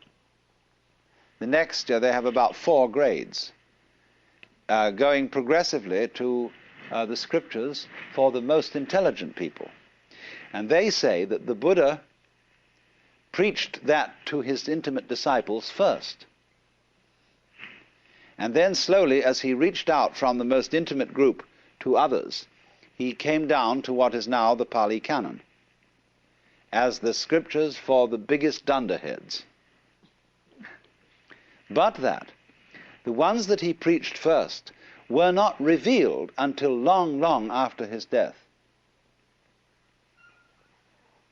So they have no difficulty in making a consistent story about the fact that the scriptures in Sanskrit represent a level of the historical evolution of Buddhist ideas that, from our point of view, could not possibly have been attained in the Buddha's lifetime.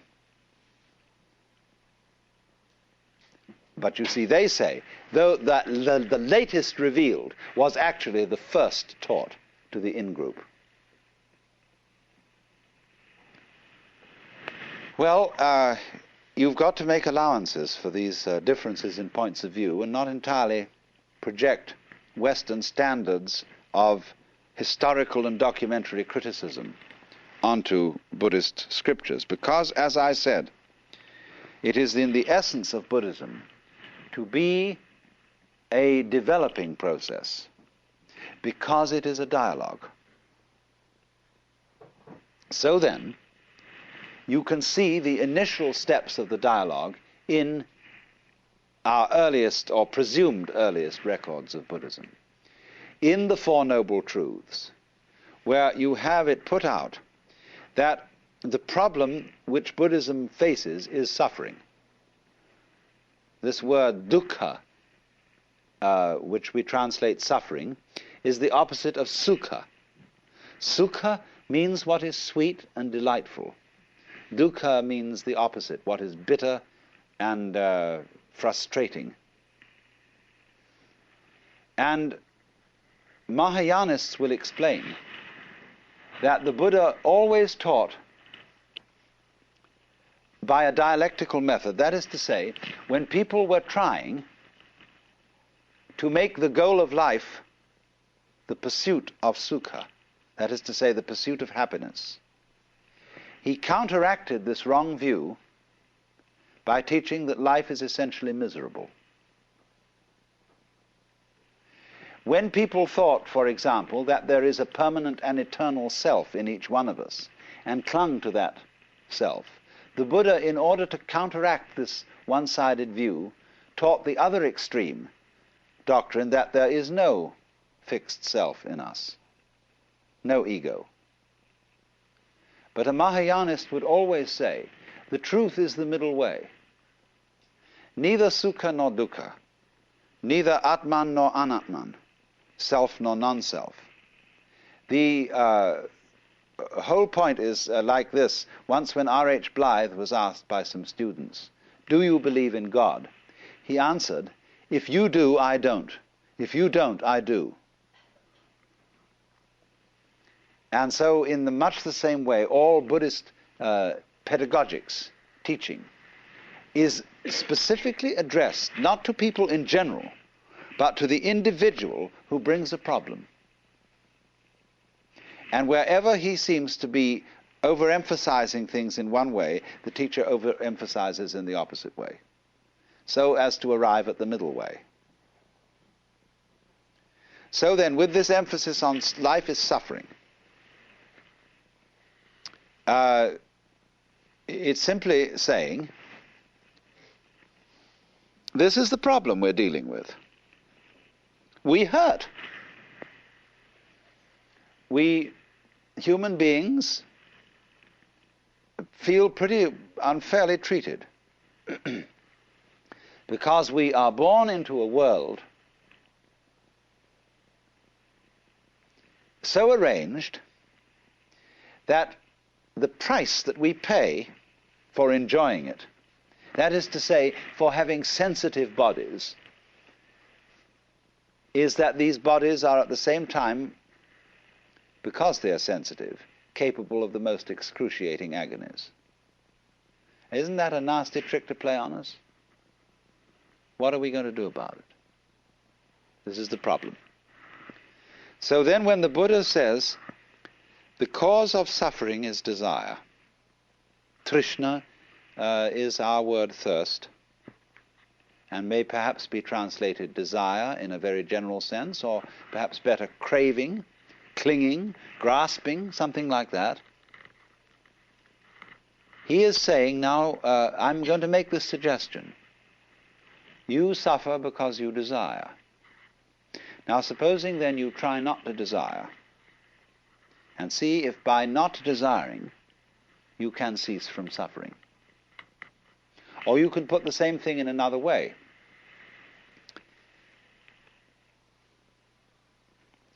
You can say to a person, it's all in your mind. There is nothing either good or ill, but thinking makes it so. And therefore, if you can control your mind, you've nothing else that you need control. For example, you don't need to control the rain if you can control your mind. If you get wet, it's only your mind that makes you think it's uncomfortable to be wet. A person who's got good mental discipline can be perfectly happy wandering around in the rain. You don't need a fire if you've got good mind control. Because if you've got ordinary bad mind control, when it gets cold, you start shivering. That's because you're putting up a resistance to the cold. You're fighting it. But don't fight it. Relax to the cold. And in other words, this is a matter of mental attitude, and then you'll be fine. Always control your mind. This is another way of approaching it, do you see? Now then, as soon as the student begins to experiment with these things, he finds out that it's not so easy as it sounds. Not only is it very difficult not to desire, not only is it very difficult to control your mind, but there's something phony about the whole business. And this is what you're intended to discover. That namely, when you try to eliminate desire in order to escape from suffering, you desire to escape from suffering. You are desiring not to desire. In other words, I'm not merely playing with logic. I'm saying that a person who is escaping from reality will always feel the terror of it. It'll be like the hound of heaven that pursues him. And he's escaping in a way even when he's trying not to escape. And it was this point, you see, that this method of teaching was supposed to educate from you, to draw out from you. Not by saying to anybody all this in the first place, but by making the experiment not to desire, or the experiment to control your mind thoroughly. This is the first step. To understand this, you must go through that, or some equivalent of it, so as to come to the point where you see you are involved in a vicious circle. That in trying to control your mind, the motivation, the reason for which you are doing it, is still clinging and grasping. There is still self-protection. There's still lack of trust and love. So, when this is understood, the student returns to the teacher and says, look, this is my difficulty. I cannot eliminate desire because that itself, my effort to do so, is itself desire. I cannot eliminate selfishness because my reasons for wanting to be unselfish are selfish. As one of the Chinese Buddhist classics puts it, when the wrong man uses the right means work in the wrong way. Now, the right means are all the traditional disciplines. And you're going to use them. You see, you're going to practice Zazen or whatever and make yourself into a Buddha. But you see, if you're not a Buddha in the first place, you can't become one because you'll be the wrong man. And you're using the right means, but because you're using them for a selfish intent or a fearful intent, you're afraid of suffering and you don't like it and you want to get out of it, you want to escape. All these, you see, are the motivations which frustrate the right means. So one is meant to find that out. And so then, in course of time, when all this was thoroughly explored by the Buddha's disciples, there developed a very evolved form of this whole technique of dialectic, which was called Madhyamika, Madhyamika. It means the middle way.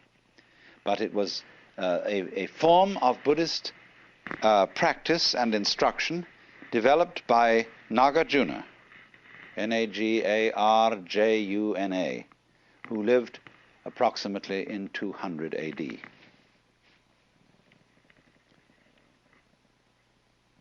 Nagarjuna's method is simply an extension and drawing to logical conclusions of the method of dialogue that already existed, except that Nagarjuna took it to an extreme. And his method is simply this: to undermine, to cast doubts on any proposition to which his student will cling, to destroy all intellectual formulations and all concepts of the nature of reality or the nature of the self whatsoever. Now, you might think that that was simply a parlor game, a little intellectual exercise, but if you engaged in it, you would find it was absolutely terrifying. And you would feel yourself brought very close to the verge of madness. Because a skillful teacher in this method reduces you to a shuddering state of total insecurity. I have watched this being done among people you would consider perfectly ordinary, normal Westerners who thought they were getting involved in just a nice abstract intellectual discussion. But then finally the teacher, as the process goes on, discovers in the course of the discussion what are the fundamental premises to which every one of his students is clinging. What is the foundation of sanity? What do you base your life on? When he has found out what that is for each student, he destroys it. He shows you that you can't found a way of life on that. That it leads you into all sorts of inconsistencies and foolishness. And the student turns back to the teacher and says, well, it's all very well for you to pull out all the carpets from under my feet. What would you propose instead? And the teacher says, I don't propose anything. He's no fool. He doesn't put up something to be knocked down. But you see, here are you. If you don't put up something to be knocked down, then you can't play ball with the teacher. And you may say, well, I don't need to. Then on the other hand, there's something nagging you inside telling you you do. And so you go and play ball with him, and he keeps knocking it down. Whatever you propose, whatever you cling to. And this exercise produces in the individual a real traumatic state. People get acute anxiety. And you wouldn't think so, because it's just seemed as if it were nothing more than a discussion on a very intellectual and abstract level. But when it really gets down to it, and you find that you don't have a single concept you can really trust, it's the heebie-jeebies. But it is, you are preserved from insanity by the discipline, by the atmosphere set up by the teacher, and by the fact that he seems perfectly happy without anything in the way of a concept to cling on to. And the student looks at him and says, he seems to be all right. Maybe I can be all right too. You know, this gives a certain confidence, a certain feeling that all is not mad, because the teacher, in his own way, is perfectly normal. I want to start by re-emphasizing the point that what are called the religions of the East, and the ones we're discussing, Hinduism, Buddhism, and Chinese Taoism, they don't involve that you believe in anything specific. And they don't involve any idea of obedience to commandments from above. And they don't involve any conformity to a specific ritual, although they do have rituals, but their rituals vary from country to country and from time to time. Their objective is always not ideas, not doctrines, but a method for the transformation of consciousness. That is to say, for a transformation of your sensation of who you are.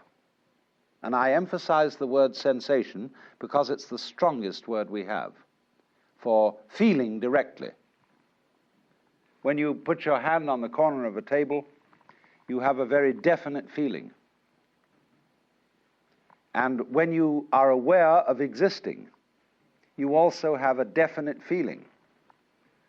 But in the view of these methods or disciplines, the ordinary person's definite feeling of the way he exists and who he is a hallucination. To feel yourself as a separate ego, a source of action and awareness that is entirely separate and independent from the rest of the world, somehow locked up inside a bag of skin, is seen as a hallucination.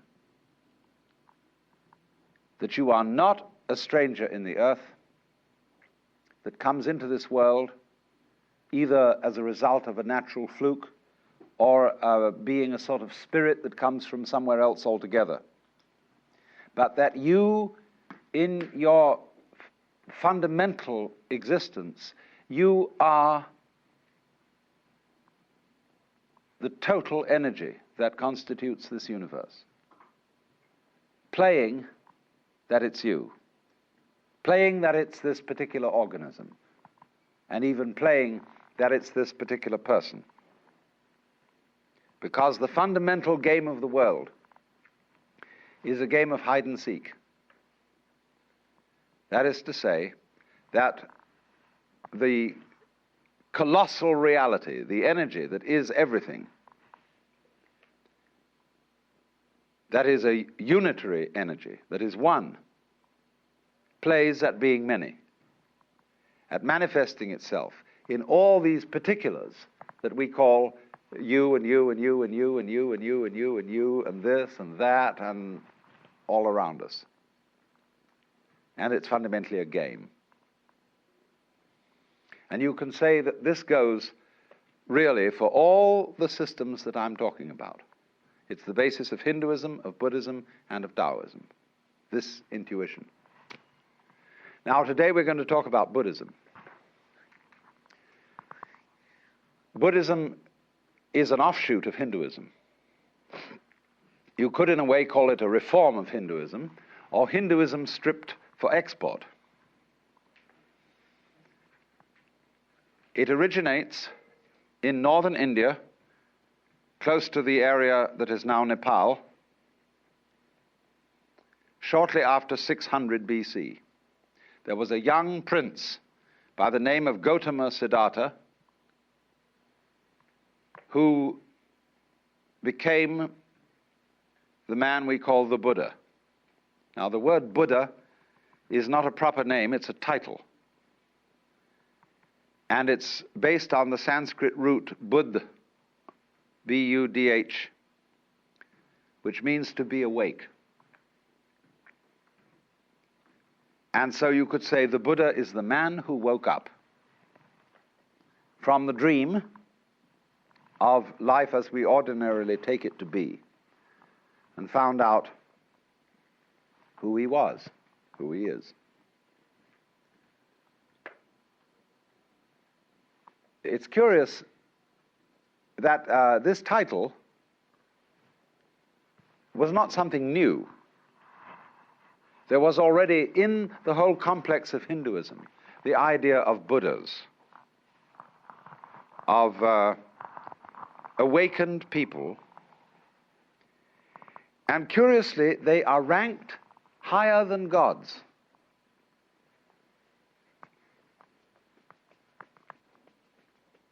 Because in the view of Hinduism, even the gods, or the angels, the devas, are still bound on the wheel of the sort of squirrel cage of going round and round and round in the pursuit of success. And the idea is that if you pursue something that you can call success, pleasure, good, virtue, which originally, of course, means strength, magical power, all these positive things, you are under illusion because the positive cannot exist without the negative. To be, you only know what to be is by contrast with not to be. So if we say, now, there is a coin in the left hand, there is no coin in the right. And from this you get the idea of to be and not to be. And you can't have the one without the other. So if you try to pursue, to gain the positive, and to deny, get rid of the negative, it's as if you were trying to arrange everything in this room so that it was all up and nothing was down. You can't do it. You set yourself an absolutely insoluble problem. Because the basis of life is spectrum. I'll consider the spectrum of colors. When you think of a spectrum, in what form do you think of it? Most people think of it as a ribbon, with red at one end and purple at the other. But the spectrum is actually a circle, because purple is the mixture of red and blue. It goes right round. And so in this way, all sensation, all feeling, all experience whatsoever is moving through spectra.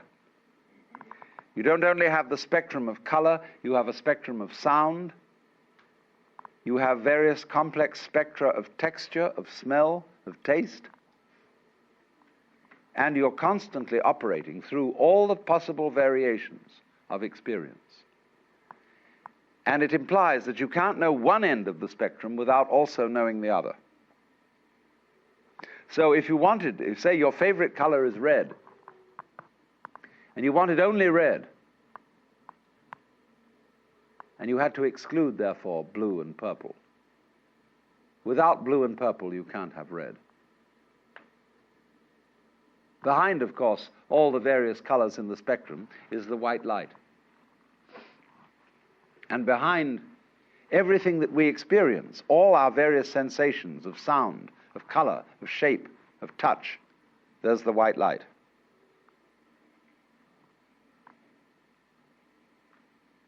And I'm using the phrase the white light rather symbolically. I don't mean it literally. But there is common to all sensations what you might call the basic sense. And if you explore back into your sensations and reduce them all to the basic sense, you're on your way to reality, to what underlies everything, to what is the ground of being, the basic energy. And to the extent that you realize this and know that you are it, you transcend, you overcome, you surpass the illusion that you are simply John Doe, Mary Smith, or what have you. So then, the Buddha, as the man who woke up, is regarded as one Buddha among a potentiality of myriads of Buddhas. Everybody can be a Buddha. Everybody has in himself the capacity to wake up from the illusion of being simply this separate individual. The Buddha made his doctrine very easy to understand, because in those days there wasn't very much writing being done, and people committed things to memory. And so he put his doctrine or method in various formulae, which are very easy to remember, and I'm going to explain it in those terms so that you can remember it just as well.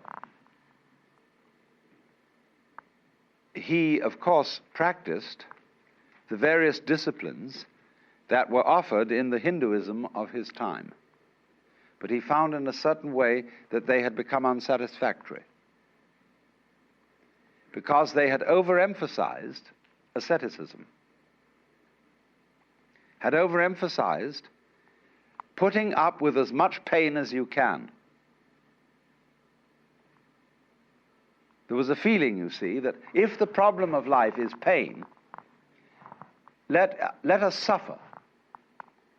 And this is the root of the ascetics, you see, who lie on beds of nails, who hold a hand up forever and ever and ever, who eat only one banana a day, who renounce sex, who do all these weird things, because they feel that if they head right into pain and don't become afraid of it, but suffer as much pain as possible, they will, by this method, overcome the problem of pain. And they will set themselves free from anxiety. There's a certain sense in that, as you can obviously see. Supposing, for example, you have absolutely no fear of pain. You have no anxieties. You have no hang-ups. How strong you would be. Nobody could stop you. You would have ultimate courage. But the Buddha was very subtle. He is really the first historical psychologist, the great psychologist, psychotherapist. He is very subtle because he saw that a person who is fighting pain, who is trying to get rid of pain, is still really fundamentally afraid of it. And therefore, the way of asceticism is not right. Equally, the way of hedonism, of seeking pleasure, is not right. So the Buddha's doctrine is called the middle way, which is neither ascetic nor hedonistic.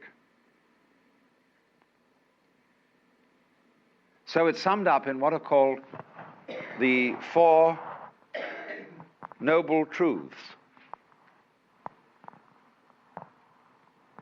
And the first is called dukkha.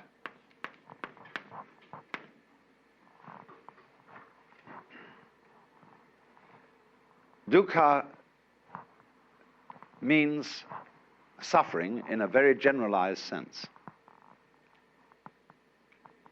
You could call it chronic frustration. And it is saying that life as lived by most people is dukkha. Is an attempt, in other words, to solve insoluble problems. Try to draw a square circle. You can't, because the problem itself is meaningless. Try to arrange the things in this room so that they're all up and none of them down. It is meaningless. Such a problem cannot ever be solved. So try to have light without dark, or dark without light. It can never be solved. So the attempt to solve problems that are basically insoluble and to work at it through your whole life, that is dukkha.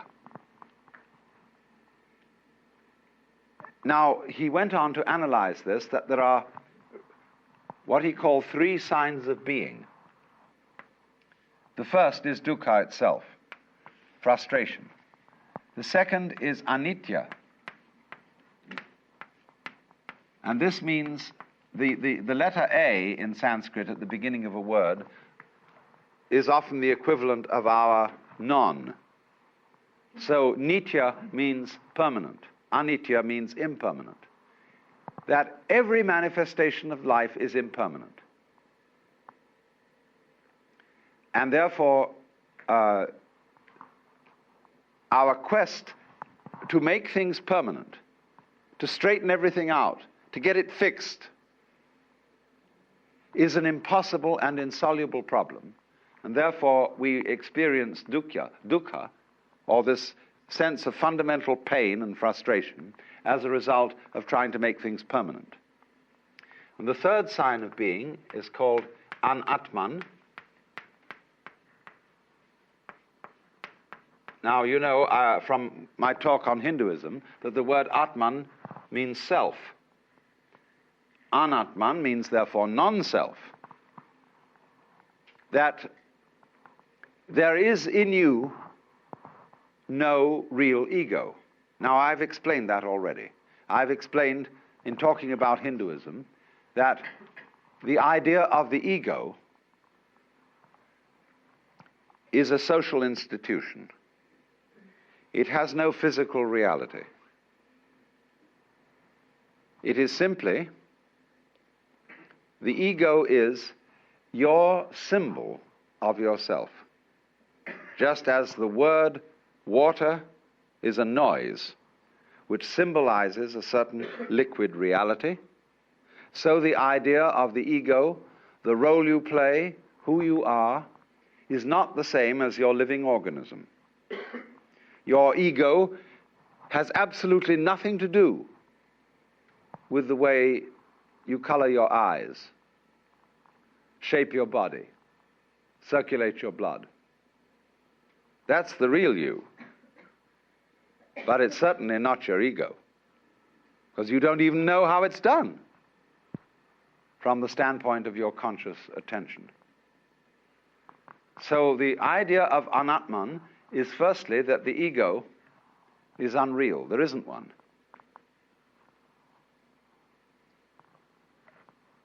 Now then, this then is the first truth. There is this situation that we have dukkha, or frustration, because we are fighting the changingness of things, and because we don't realize that the ego, the I, is unreal.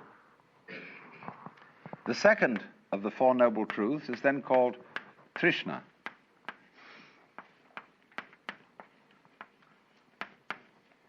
Trishna is a Sanskrit word again, and is the root of our word thirst. And it's usually translated desire, but it is better translated clinging, grabbing, or there's an excellent modern American slangy word, hang up. That is exactly what Trishna is, a hang up. Trishna is clutching. As, for example, what we call smother love. When a mother is so afraid that her children may get into trouble, that she protects them excessively.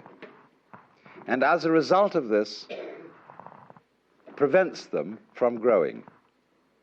Or when lovers cling to each other excessively and have to sign documents that they will curse and swear to love each other always, they are in a state of trishna.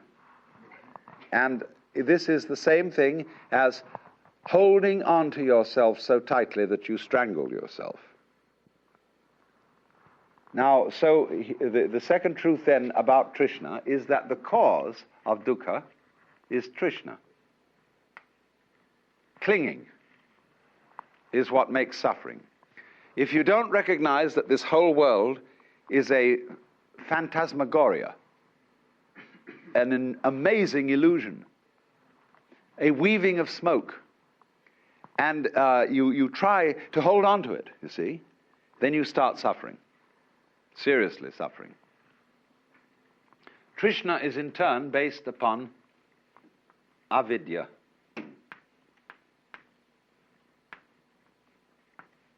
The same negative, vidya, from the root vid, means knowledge, as in the Latin video and the English vision. Avidya, therefore, is ignorance. Gnosis, gna, means, of course, to know. Knowledge is the same thing as gnosis in Greek. To know. So this is not to know, to ignore, to overlook. And I explained in the first talk in this series how we ignore all kinds of things, because we notice only what we think noteworthy.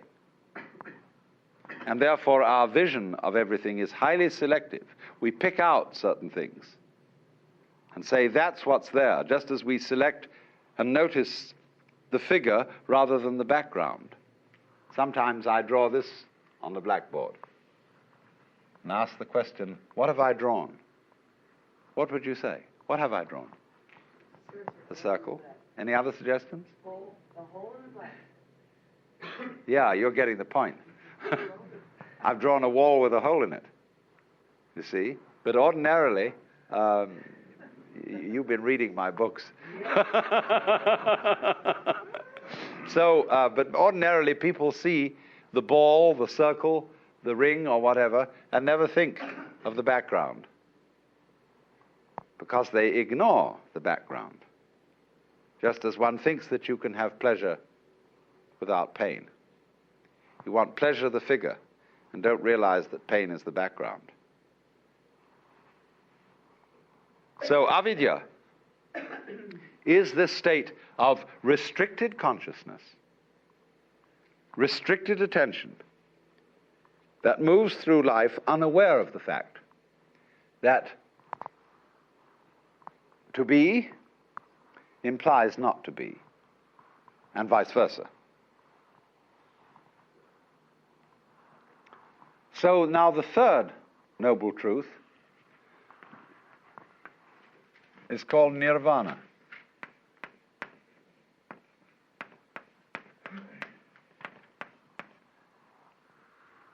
This word means blow out. Nira is a negative word, again, like Vana is blowing. So it's a kind of outblowing. Now, in breathing, you know that breath is life. The Greek word, you may pronounce it pneuma or pneuma, is the same as spirit.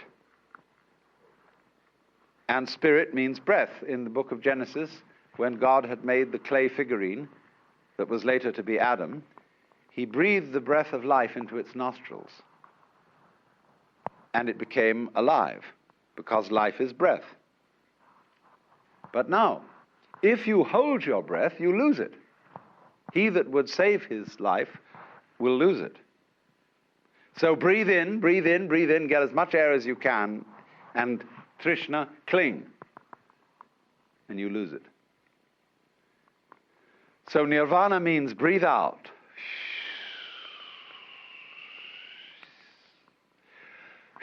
What a relief that was. The sigh of relief. Let it go. Because it'll come back to you if you let it go. But if you don't let it go, you'll just suffocate. So a person in the state of nirvana is what we might call a blown out person. Like blow your mind. Let go. Don't cling. And then you're in the state of nirvana. And I re-emphasize the point.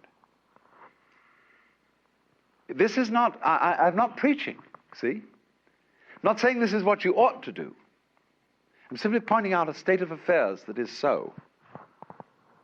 There's no moralism in this whatsoever.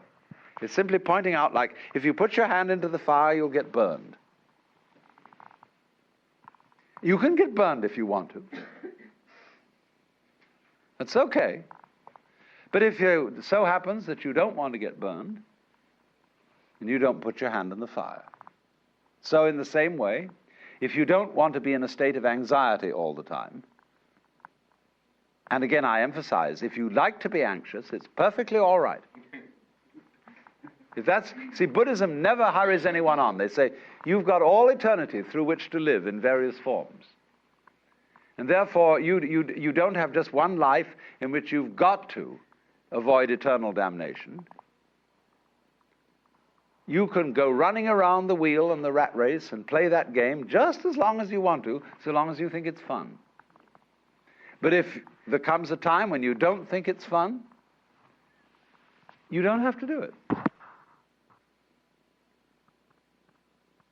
So I wouldn't say to anyone who disagrees with me and who says, well, I think we ought to engage the forces of evil in battle and put this world to right and so on and so forth and arrange everything in this world so that it's all up. Try it, please. It's perfectly okay. Go on doing that.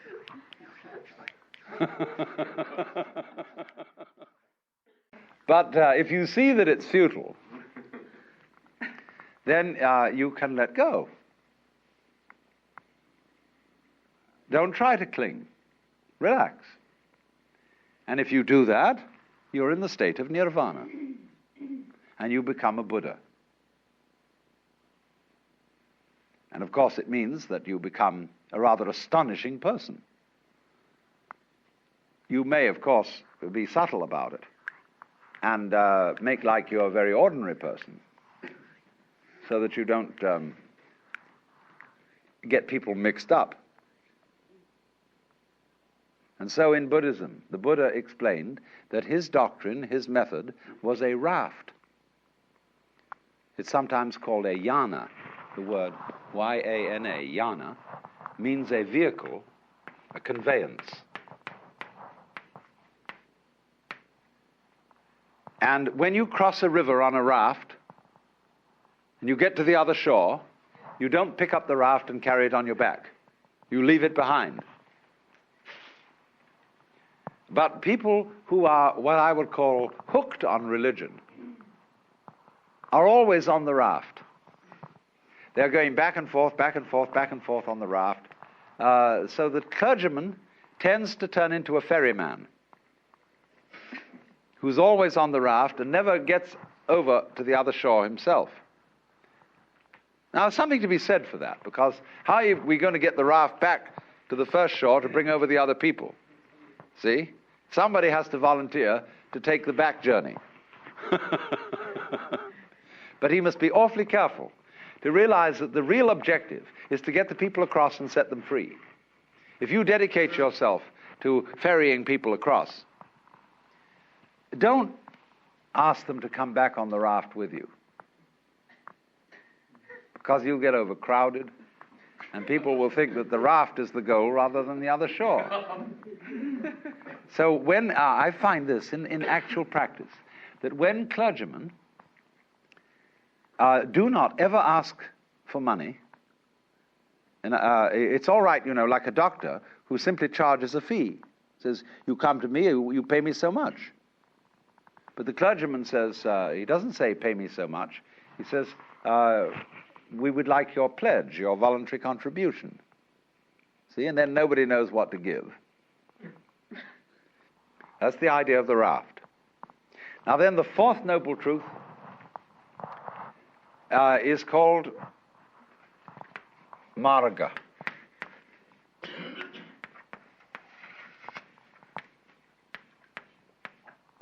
This word means path. And the way of Buddhism is often called the Noble Eightfold Path, because there are 8 phases. I won't say steps, because they're not sequential.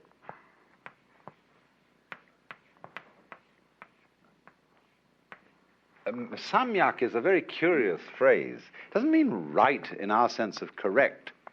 Sam is the same really as our word sum. Total, complete, all-inclusive. We might use the word integrated, as when we say a person has integrity. That a person who has integrity, we mean he's all of a piece. He's not divided against himself. So, in this sense of samyak, drishti, this is related to the word darshan, which means a point of view or viewing. When you go to visit a great guru or teacher, you have darshan, you look at him, and you offer your reverence to him. This is darshan. Many senses of it, but it means simply to view. Look at the view. So the samyak darshan is the complete view.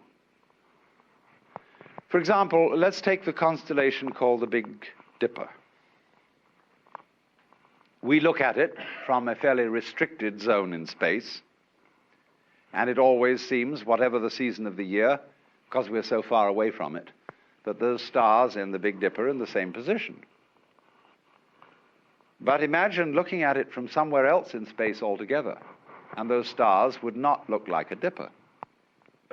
They'd be in another position. Now then, what is the true position of those stars? Don't you see there isn't one? Because wherever you look, the position alters. You could say that the true situation of those stars is how they are looked at from all points of view, all possible points of view. Inside the constellation, looking outwards, outside the constellation, looking inwards, from everywhere and everywhere. But you see, there is no such thing as the truth. The world, in other words, is not existing independently of those who witness it. Because the world is precisely the relationship between the world and its witnesses. And so if there are no eyes in this world, the sun doesn't make any light, nor do the stars. So what is a relationship. You can, for example, prop up two sticks by leaning them against each other, and they will stand. But only by depending on each other. Take one away and the other falls. So in Buddhism, it is taught that everything in this universe depends on everything else. That we have a kind of a huge network, and this is called the doctrine of mutual interdependence.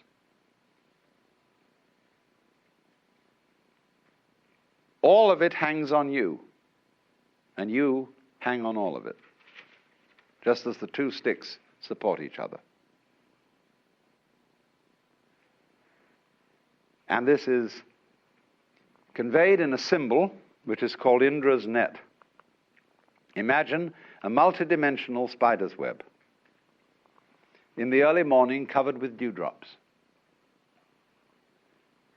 And every dewdrop contains the reflection of all the other dewdrops.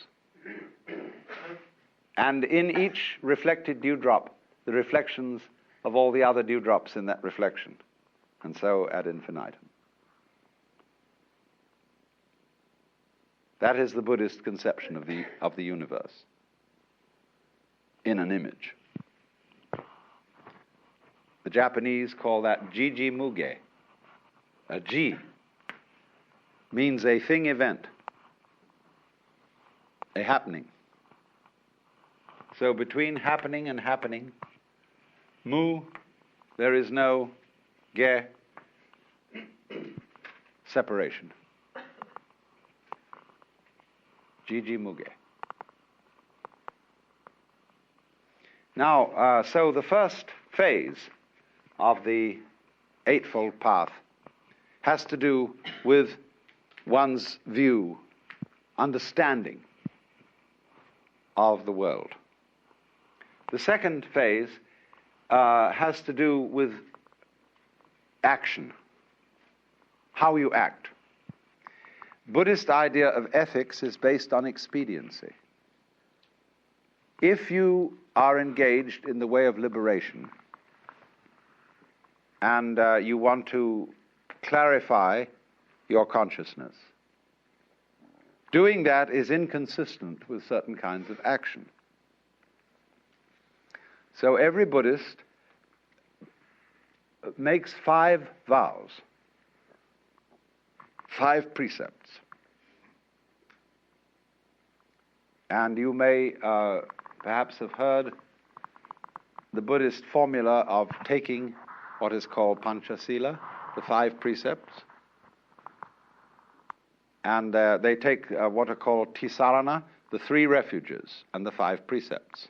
The refuges are the Buddha, the Dharma, the doctrine, and the Sangha, the fellowship of all those who are on the way. So the priest, the bhikkhu, the Buddhist monk, And the lay people will chant the formula. Buddhang saranang gacchami, Danghang saranang gacchami, Sanghang saranang gacchami. Those are the three refuges, the Buddha, the Dharma, and the Sangha. Then they take the 5 precepts. Panatipata veramani sikapadang samadhiyami. Adinadana veramani sikapadang samadhiyami. Kamesu michachara veramani sikapadang samadhiyami. Musavada veramani sikapadang samadhiyami. Kamesu michahara veramani sura merya majapamadatana veramani sikapadam samadhiyami. So they take these 5 precepts. Panatipata. I undertake the precept to abstain from taking life. Adinadana.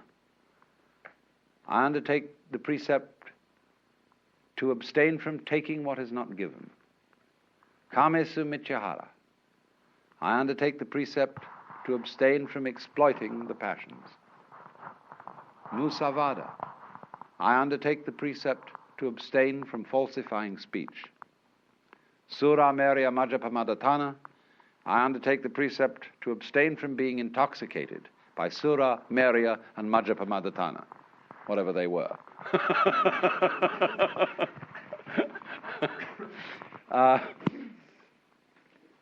I presume toddy, which is alcohol. I don't know what else it was. Nobody does know. Because you see, if you start killing people or taking life, you're in trouble. You set up an opposition, and you've got to become involved in taking care of it. If you start stealing, you worry people. You upset people's orientation in life, because if you suddenly come back home for dinner and find somebody's stolen your table, where are you going to serve dinner? If you exploit your passions, it means that when you feel bored, and somehow that life is a little bit empty, you say, well, now what are we going to do this evening? Let's go and get stuffed. A lot of people who suffer from obesity are trying to simply fill their empty psyche by stuffing themselves with food. Well, it's the wrong cure. So, likewise, musavada, if you start telling lies to everybody, you know what happens when you start telling lies. You have to tell extra lies to cover up the first one, and you get into the most hopeless misunderstanding. Speech collapses. And, of course, the intoxication is the same problem as the exploitation of the passions. So there's a purely kind of practical, expedient, utilitarian approach to morals.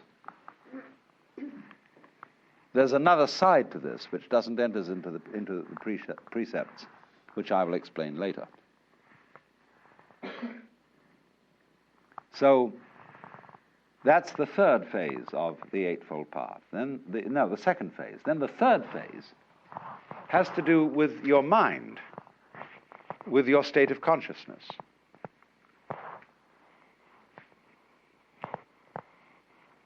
And this has to do with what we would ordinarily call meditation.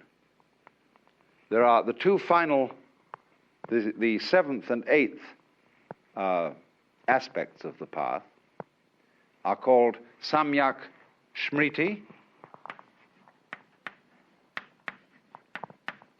and samyak samadhi.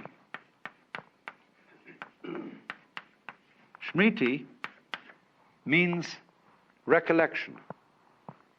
That's the best English word for it. Now, do you understand? The word recollect is to gather together what has been scattered. What is the opposite of remember? Obviously, dismember.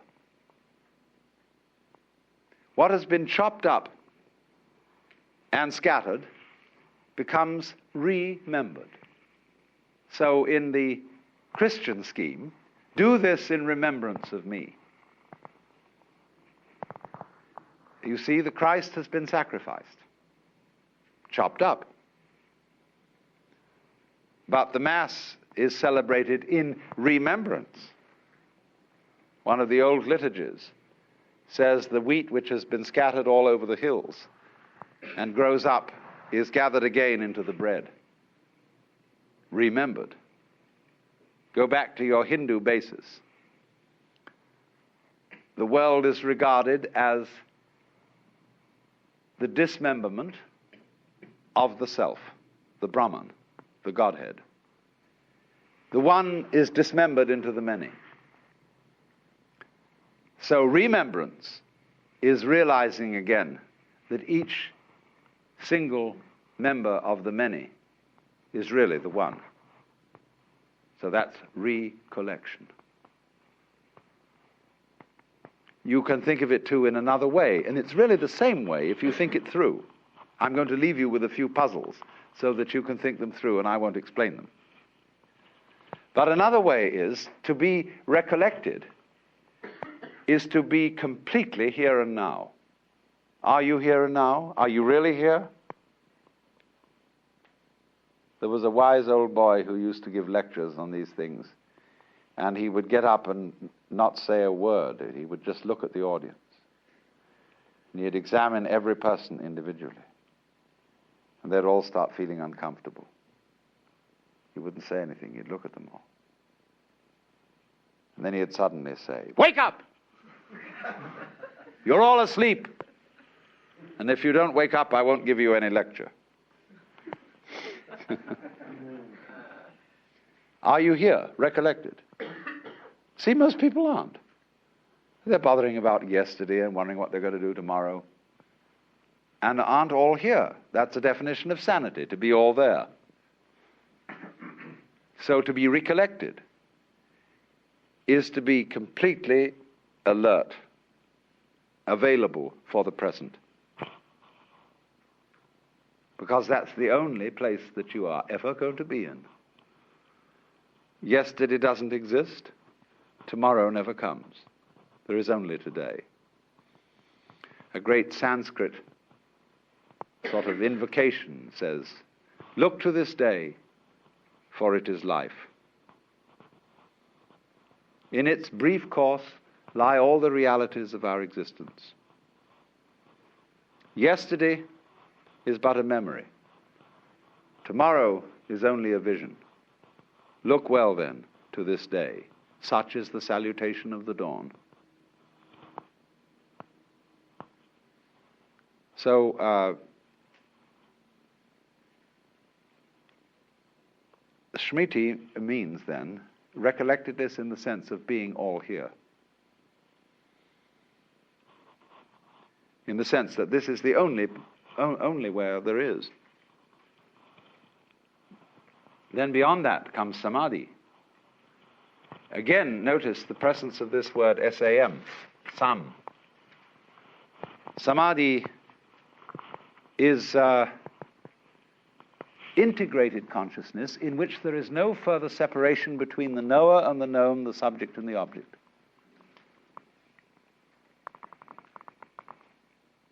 You are what you know.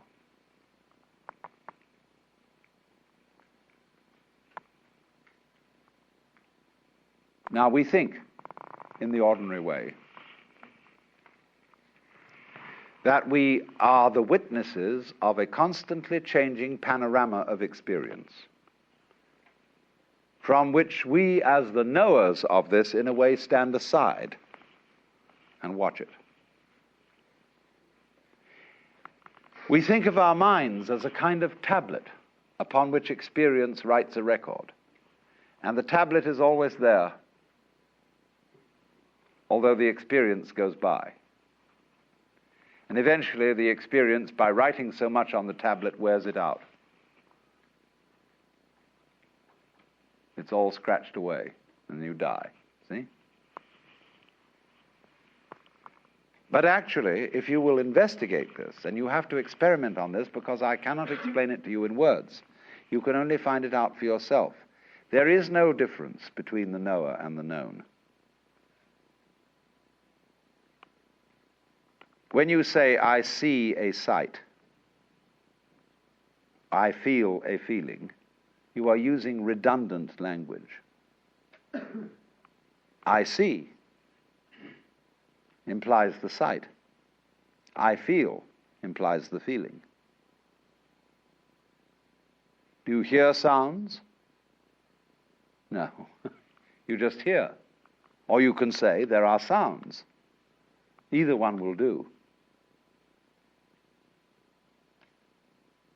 So you will find, if you thoroughly investigate the process of experiencing, that the experiencing is the same as the experiencer.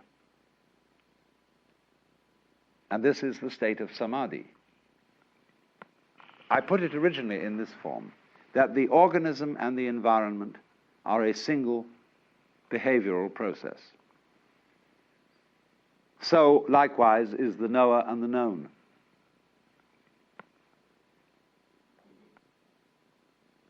So you, as someone who is aware, and all that you are aware of is one process. That is the state of samadhi.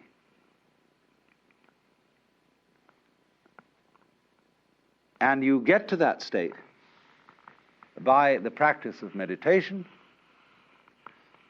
Every Buddha figure practically is seen in the sitting posture of meditation, which is sitting down quietly and being aware of all that goes on without comment, without thinking about it. And when you stop categorizing, verbalizing, talking to yourself inside your head, naturally, the separations between, for example, knower and known, self and other, simply vanish. Can you point to the difference between my 5 fingers? Where will you put your finger if you want to point to the difference? You see, the idea of difference is an abstraction. It just isn't there in the physical world. Of course, that's not saying that the fingers are joined like a duck's claws with a web, but that it's just that. They're not the same. That's an idea. They're not different. That's an idea. And these ideas just aren't here. See?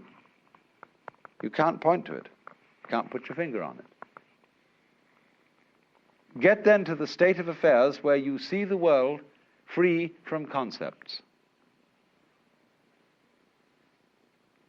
That's what Buddhists mean by void. When they say the world is basically, they use the phrase shunya. That has a meaning of like empty, void. Everything is shunya. This has certainly also the meaning of anitya, of transience, but basically it means you can't catch the world in a conceptual net. Just if you try to catch water in a net, it all slips through. If you try to tie up water in a paper package or grab it in your hands, it all flows through. So, shunya, it doesn't really mean that the world itself, that the energy of the world is nothing at all. It means that no concept of it is valid.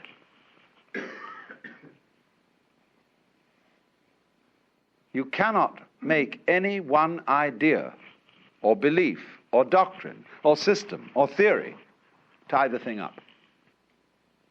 So, if you go through this and you get completely blown out and released and are in the state of nirvana,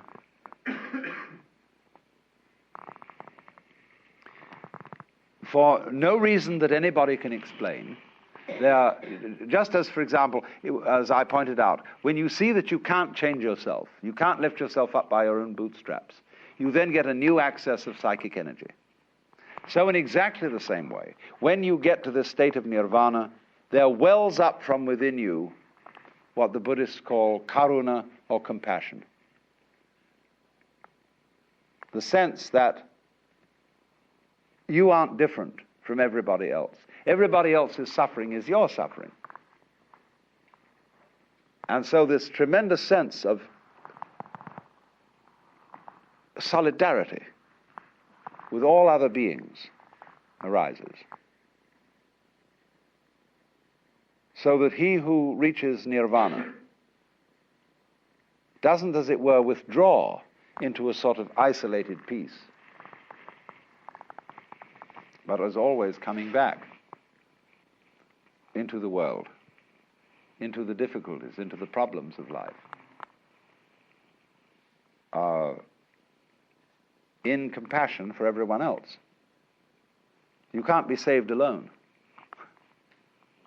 because you're not alone. You are the whole cosmos. I was discussing last night the Bodhisattva doctrine in Mahayana Buddhism,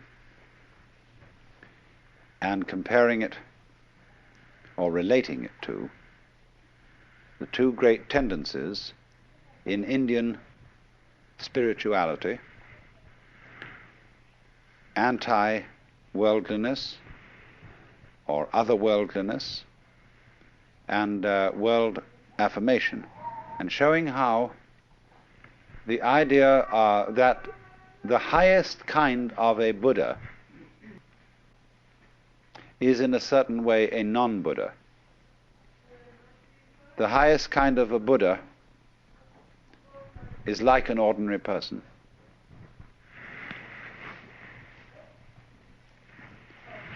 And this comes out very, very much in various tendencies in Zen, where, for example, all the painting peculiarly characteristic of Zen Buddhism in the Chinese and Japanese tradition is, as it were, secular. It has a peculiarly non-religious atmosphere.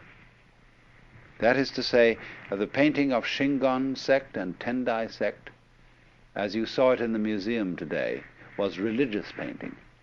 You could tell at once that the subject matter of these paintings is religious. But with Zen painting, the way of dealing with philosophical and spiritual themes is secular. So that when an artist like Sengai, living in the 17th century Japan, paints the Buddha, there is something slightly humorous about the Buddha. He wears his halo over one ear. There is an informality, a slight raffishness. And so this comes from China, from those great Sung artists like Liang Kai, who painted the sixth patriarch of Zen chopping bamboos, looking like the most extraordinarily unkempt country oaf. So, also, the greatest Zen painting has as its subject matter not really religious themes at all. It uses pine branches, rocks, bamboos, grasses, everything of that kind. And you would never know that these things were icons.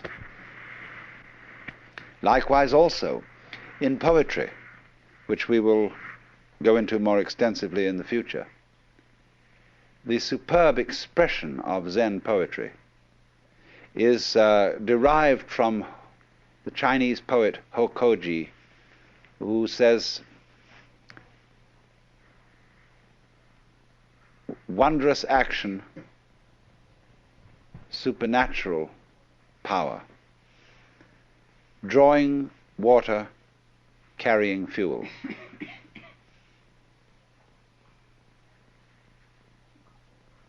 Now, that poem is a little bit too religious for Zen taste. And so, preferable to that is Basho's famous poem, The Old Pond, a frog jumps in, plop. Plop is the only possible English translation for the Japanese mizu no otto, which means literally the water's sound. Plop. But that poem, you see, is a very high-style Zen poem because it has nothing in it about religion.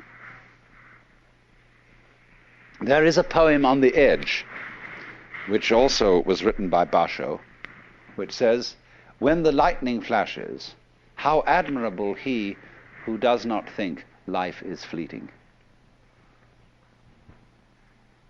You see, the flash of a lightning is a Buddhist cliché for the transiency of the world. Your life goes by and it disappears as fast as a flash of lightning. That becomes a cliché. So, all religion, all religious comments about life eventually become clichés. Religion always is falling apart and becoming a certain kind of going through the motions, a kind of imitation of attitudes, as if one would say, we've got a book called The Imitation of Christ. It's a terrible book. Because everybody who imitates Christ is a kind of a fake Jesus. So in the same way, there's all kinds of imitation Buddhas, not just sitting on altars made of wood and gilded, but just sitting around in monasteries. So one might say then that the highest kind of religious or spiritual attainment has no way, a sign about it that it is religious or that it is spiritual. And so as a metaphor for this, there was used in Buddhism from the very beginning the idea of the tracks of birds in the sky. They don't leave any tracks. And so the way of the enlightened man is like the track of a bird in the sky. And as one poem, a Chinese poem says, "Entering the forest, he does not disturb a blade of grass. Entering the water, he does not make a ripple." In other words, there is no sign about him to indicate that he is self-consciously religious. And this goes too for the fact that his not having any religious sign is also not something contrived. It isn't like Protestant simplicity. You know, all those Catholics with their rituals and how dreadful and insincere that is. The real reason, you know, why Protestants think Catholic ritual is insincere? You know? It's expensive. Protestantism started in the burgher cities of Europe. Places like Freiburg, Hamburg, you know, and Geneva.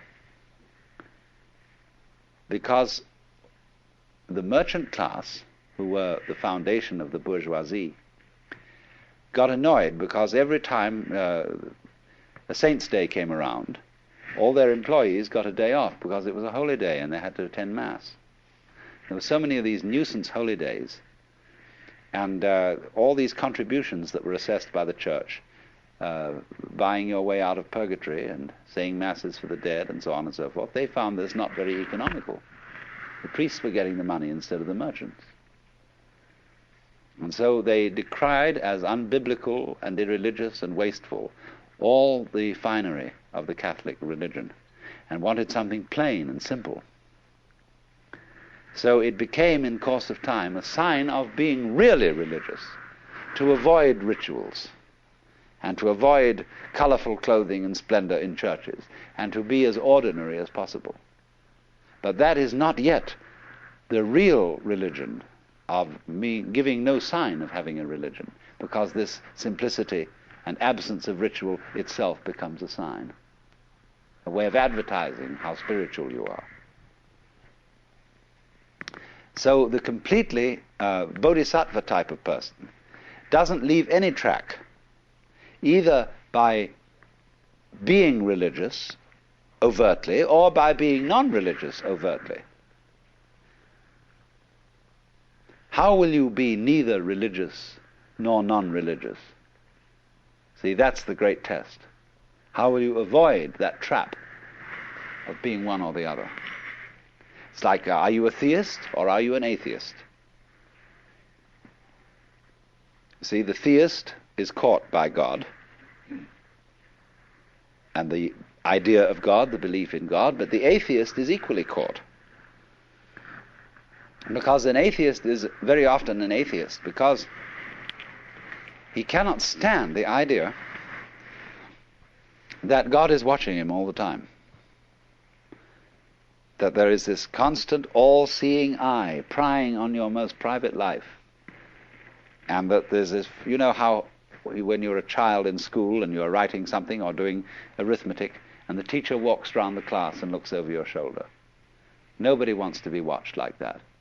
Even someone who's good at writing or at arithmetic doesn't want somebody looking over their shoulder while they're doing it. It puts you off. It bugs you. So the idea of the Lord God, who is watching us all the time, who is judging everything that we do, puts people off and they can't stand it. So better be an atheist to get rid of teacher. So, but the atheist, you see, the man who advertises his disbelief in God is a very pious person. Nobody believes in God like an atheist. There is no God and I am his prophet. So then, the true bodhisattva state is very difficult to pin down as being neither supremely religious nor blatantly secular. And people who think that the height of Buddhism or the height of Zen is to be perfectly ordinary have still missed the point, like the atheist has missed the point. But for this reason, then, there is an element in the art, the painting, the poetry, etc., which has been inspired by this kind of Buddhism. This kind of art where the subject matter is non-religious. Nevertheless, there is something about the way in which this non-religious subject matter is handled that stops you. And you know there's something strange about it. This is how I first became interested in Oriental philosophy and all that kind of thing. I had an absolute fascination for Chinese and Japanese painting, the secular painting, the landscapes, the treatment of flowers and grasses and bamboos. There was something about it that struck me as astonishing, even though the subject matter was extremely ordinary. And I just, as a child practically, I had to find out what was the strange element in those bamboos and those grasses. I was being, of course, taught by those painters to see grass. But there was something in there that one could never pin down, never put your finger on. And that was this thing that I will call the religion of no religion. the supreme attainment of being a Buddha who can't be detected, who, in this sense, then leaves no trace. You remember, some of you have seen those 10 paintings called the 10 Stages of Spiritual Ox Herding. And the author, there are two sets of these paintings. There's a heterodox one and an orthodox one. The heterodox one has as the man catches the ox, it gets progressively whiter, until in the end it disappears altogether, and the last picture is an empty circle. But the orthodox set of paintings doesn't end with the empty circle. The empty circle arises 2 from the end, 3 from the end. It is followed by 2 others. After the man has attained the state of emptiness, the state, in other words, of complete iconoclasm, the state of no attachment to any spiritual or psychological or moral crutch, there are 2 more steps. And one is called returning to the origin, which is represented by a tree beside a stream. And the final one called entering the city with hands hanging down. That means hands giving a handout, as it were, giving bounty. And it shows a picture of the fat Buddha, Putai, or in Japanese known as Hotei, who has an enormous belly, big ears, who carries round a colossal bag. And what do you think this bag has in it? Trash. Wonderful trash. Everything that children love. Things that everybody else has thrown away and thought of as valueless, this bum collects and gives it away to children. And so it says here that he goes on his way without following the steps of the ancient sages. His door is closed. That's the door of his house. And no glimpses of his interior life are to be seen. So, in other words, it's like when you erect a building, while you're building it, you have all kinds of scaffolding up. That shows you that building is going on. But when the building is complete, the scaffolding is taken down. To open a door, as they say in Zen, you may need to pick up a brick to knock at the door. But when the door is open, you don't carry the brick inside. To cross a river, you need a boat. But when you've reached the other side, you don't pick up the boat and carry it. So the brick, the boat, the scaffolding, all these things represent some sort of religious technology or method. And in the end, these are all to disappear, so that the saint will not be found in church. I don't take what I say literally. The saint can perfectly readily go to church without being sullied by church. But ordinary people, when they go to church, they come out stinking of religion. There was a great Zen master once, and one of his disciples asked him, "How am I making progress?" He said, "You're all right, but you have a trivial fault." "Well, what is that?"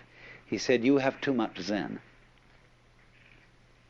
Well, he said, when you're studying Zen, don't you think it's very natural to be talking about it? The master said, "When it's like an ordinary conversation, it is much better." And so another monk who was standing by listening to this exchange said to the master, "Why do you so specially dislike talking about Zen?" And he replied, "Because it turns one's stomach." So what did he mean when he said, when it's like an ordinary everyday conversation, it is somewhat better? When the old master Joshu was asked, at the end of the kalpa, when everything is destroyed in fire, there will be one thing remaining. What is that? And Joshu replied, it's windy again this morning. So in Zen, when you're asked a question about religion, you reply in terms of the secular. When you're asked about something secular, you reply in terms of religion. So what is the eternal nature of the self? It's windy again this morning. Please pass me a knife. The master hands him the knife with the blade first. Says, please give me the other end. What would you do with the other end? See, here the disciple starts out with the ordinary. Please pass me the knife. And suddenly he finds himself involved in a metaphysical problem. But if he starts out with the metaphysical, he's going to get involved with the knife. So, now, to go deeply into the religion of non-religion, we have to understand what you might call the final, ultimate attainment of Mahayana Buddhist philosophy. And this is contained in a school of thought which is called in Chinese Hua Yan and in Japanese Kegon. Kegon is the intellectual foundation for Zen. And there was a great Chinese master by the name of Shumitsu, who was simultaneously a Zen master and the fifth patriarch of the Huayan sect. Hua, it means flower. Yan, garland. The garland of flowers. And it's all based on a Sanskrit sutra called Avatamsaka. This is called simply, in Japanese, Kegon Kyo. A very big sutra. And the subject matter of this sutra are what are called the four Dharma worlds. And I must explain what these four worlds are so that you get the point.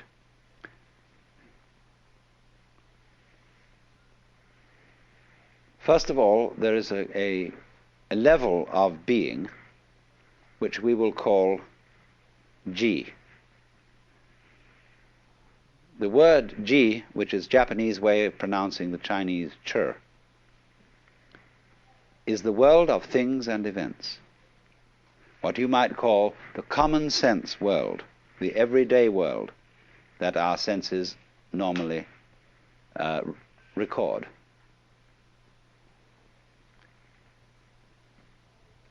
The word Ji, the character in Chinese, has a multiplicity of meanings because it can mean a thing or an event.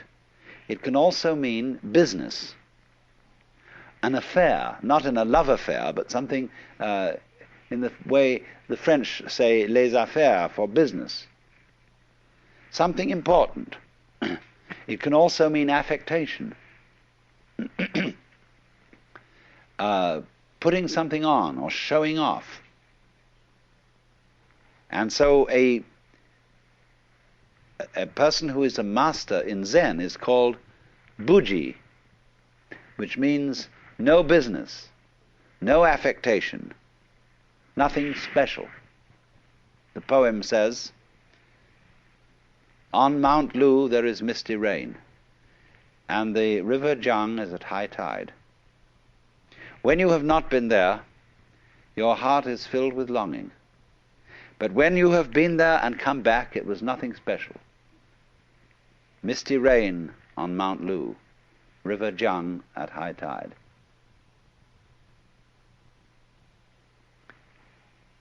But this nothing special is not a way of putting something down. Do you see that? I could say, well, it was nothing special. It didn't really amount to anything. That's one way of saying it was very ordinary. But Buji, just as it doesn't mean it was very ordinary, in the same way that the person who has no religion is really the most religious. You do see? He's not just a common, ignorant moron. He looks like one, but he isn't. And you have to know what he knows in order to see that he isn't and to recognize him for what he is. So nothing special. Buji. It doesn't stand out. It doesn't, as we would say it doesn't stick out like a sore thumb. So the world of Ji then means generally the world of particulars, the world of multiplicity, the world we ordinarily feel we're involved in. So that's the first world. The second world is called the world of Ri. Now Ri, in Chinese, Li, is, as I explained to you when we were discussing the idea of the law of nature, the character means the markings in jade, or the grain in wood, or the fiber in muscle. But in the Huayan philosophy, the word Ri means the universal, underlying all particulars, the one underlying all multiplicity. The unitive principle as distinct from Ji, which is the differentiation principle. So, as it were, it's like this. When you see into the nature of this world, you start from Ji. You start from noticing all the particular things and being baffled by their multiplicity and dealing with the multiplicity of things. But as you go into this, you discover, as you understand things, what do you mean when you understand things? It means you become aware of their relationships to each other, and eventually you see the unity behind them. And it is as if the multiplicity of the world dissolved into unity. You start from noticing all the particular things and being baffled by their multiplicity and dealing with the multiplicity of things. But as you go into this, you discover, as you understand things, what do you mean when you understand things? It means you become aware of their relationships to each other, and eventually you see the unity behind them. And it is as if the multiplicity of the world dissolved into unity. And so here you encounter a problem. I can see the world as a unity. I can see the world as a multiplicity. But how the devil am I going to put the two visions together? If I am to be a practical success in business, in family life, and so on, I have to observe the world of particulars. It's particulars that matter. I have to know chalk from cheese. But if I become a saint, a monk, or a hermit, then or even perhaps a poet or an artist, I will forget about the practical matters and contemplate the unity, the secret meaning underlying all events. But then all those practical people are going to say to me, you're falling down on the job. You've escaped from life. Because they feel that the world of particulars is the real world. But the other guy says, no, your particulars are not real. You make a success of things, yes, but it's completely temporary. You think you're an important person, that you're really contributing to human life. But actually, your success in doing this sort of thing lasts for a few years, and then you fall apart like everybody else does. Where's your success now? When you're dead, what happened to the millions of dollars you made? Where are you? They're all gone. So that isn't real from the standpoint of the person who concentrates on the unity. So then, to perfect our understanding, we have to go to the third of these worlds, which is called Ri Ji Mu Ge. Now, that means between Ri, the unity, and Ji, the particulars, Mu, there is no. Ge, block.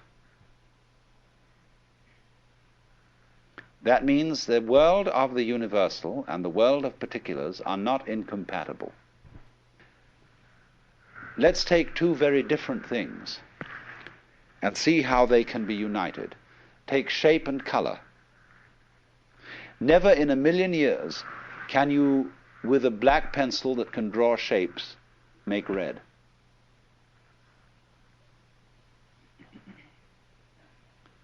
But if you have red, you can draw a circle. You can draw a red circle, even though the circle shape and the red color will never be the same. Yet red circle, they go beautifully together. So think of circle as G and red as Ri. The circle is the particular, the color is the universal. They go together. So then we might say the properly rounded out person is both spiritual and material, both otherworldly and worldly. This is the supreme attainment of a human being, to be both. Don't get one-sided. A person who is what you might call just a materialist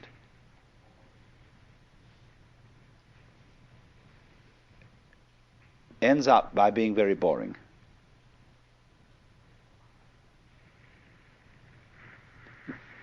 It's you know, you can live the successful life of the world and you can own every kind of material refinement. You can have the most beautiful home, delicious food, marvelous yachts and cars and everything. But if you have no touch of mysticism, it eventually is all perfectly boring, and you will get tired of it. Then on the other hand, there are people who are purely spiritual, and they live in a kind of dry world where all luxury has been scrubbed away, and they are very intense people. When you are in their presence of a very spiritual person, an excessively spiritual person, you feel inclined to sit on the edge of your chair. You are not at ease, because you know the eye of judgment is looking through you and going down into your very soul and finding that you're just a scallywag after all. And here's this absolutely sincere, this dreadfully honest and unselfish person. This is something which is always puzzling to people brought up in a Western environment, because great spiritual people are often very, very sensuous, because they can't be materialists in the ordinary sense. They can't be straight, open sensualists, because for them the world is too wonderful for that. Any human being is too marvelous to be treated as just a kind of sexual object. They may be very much a sexual object, but so marvelous, you have to stop with it and really go into the whole of that marvelous, wonderful personality. So there is a trouble, keeps coming up for the West.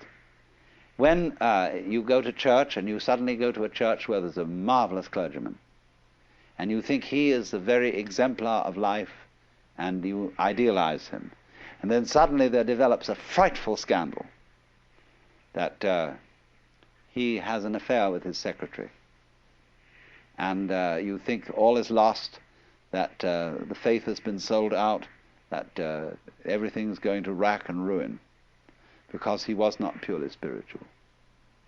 And he himself may be terribly confused and worried about this. Because in our world, you see, we make the spiritual and the material mutually exclusive.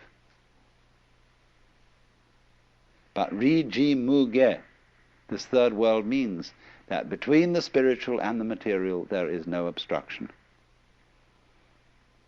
So we might say this would sound as if it were the highest level, but there's one more to come, which is called ji-ji mu-ge. This means then suddenly ri has disappeared.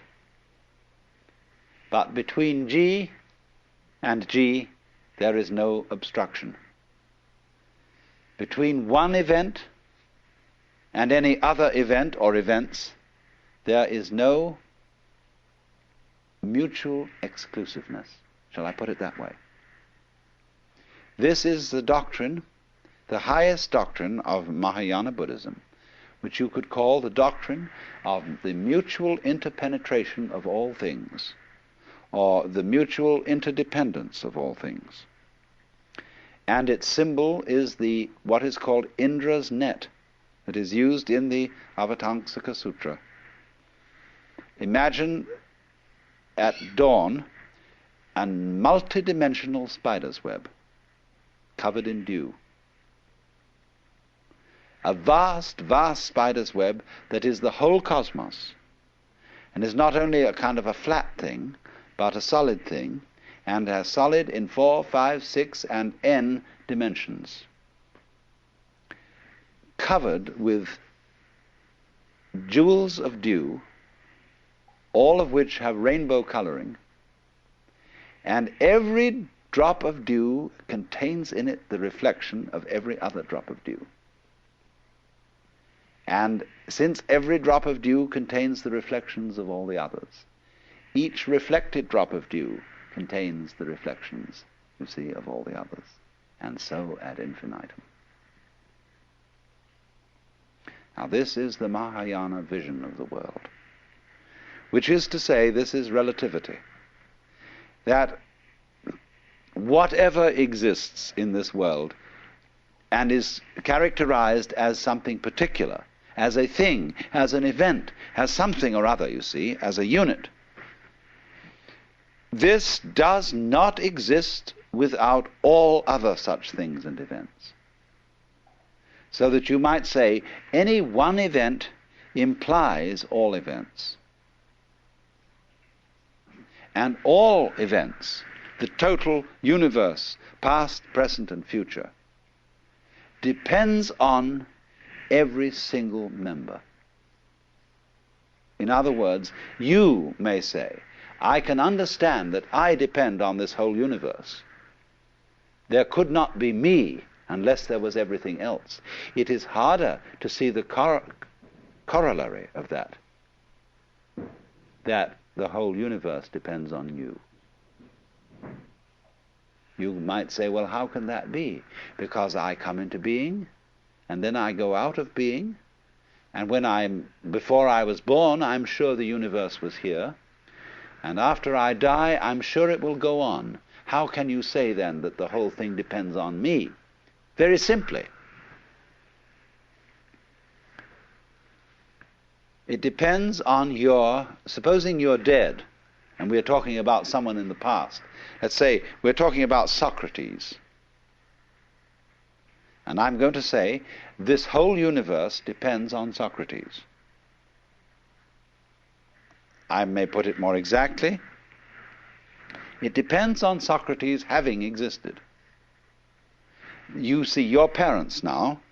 Some of your parents may be alive, but some of your parents may be dead. Without your parents, you would not have come into being.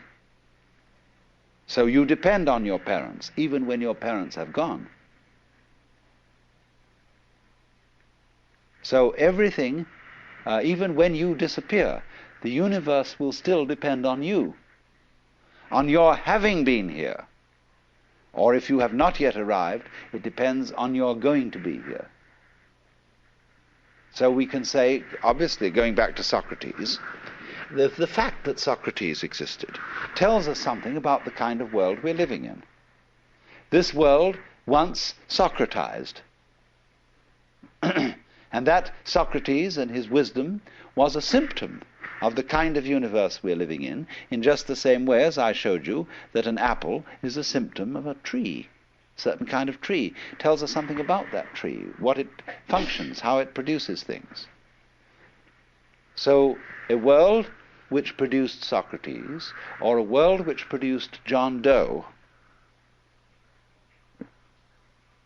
who was nobody in particular, and nobody ever remembered him or thought to write his biography.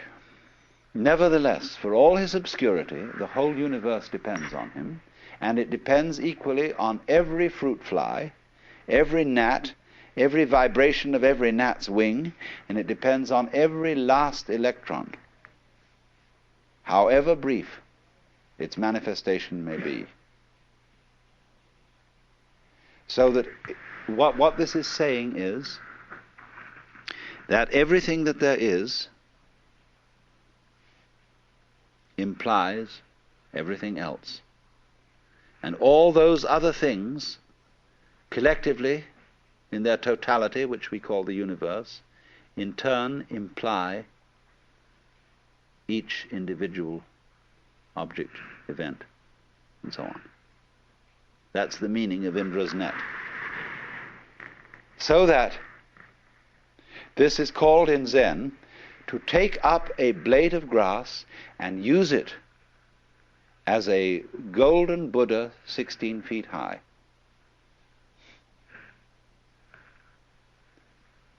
When you have a chain and you pick up a link, all the other links come up with it. You see? Because it implies, if this is a link, it is a link in a chain. If it isn't, it's just an oval piece of metal. But if it's a link, up come all other links. So if you are an event, every event, there's no such thing as a single event. The only possible single event is all events whatsoever. That could be regarded as the only possible atom. The only possible single thing is everything. But the things that we call things all imply each other. We know what we are only in relation to what we aren't.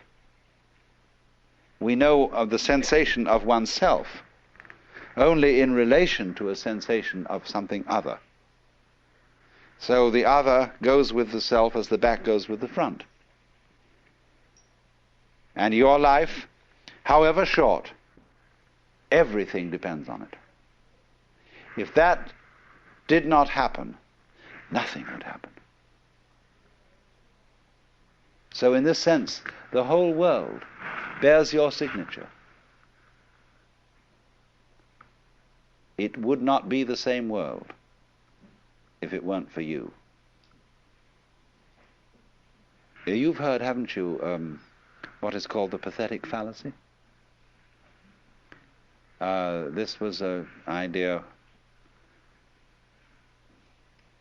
of the 19th century, which said that it was false and wrong to project human feelings on the world.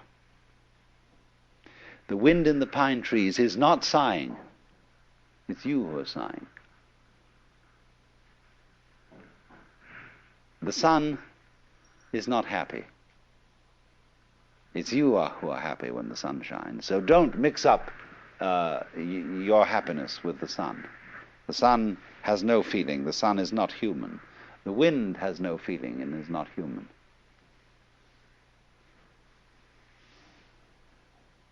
The poet says, the moon doth with delight look round her when the heavens are bare. And the logician says, no, the poet looks round with delight at the moon in the bare heavens. How awful. I mean, if that's the point, you see, better not say any poetry, just have prose. But actually the moon does look round with delight when the poet looks round with delight, because the world of which one symptom is the moon, is the same world of which another symptom is the poet. They go together. A world where there is a moon implies a world where there is a poet. A world where there is a poet implies a world where there is a moon. So in this sense, the moon can be said to look round with delight through the agency of the poet.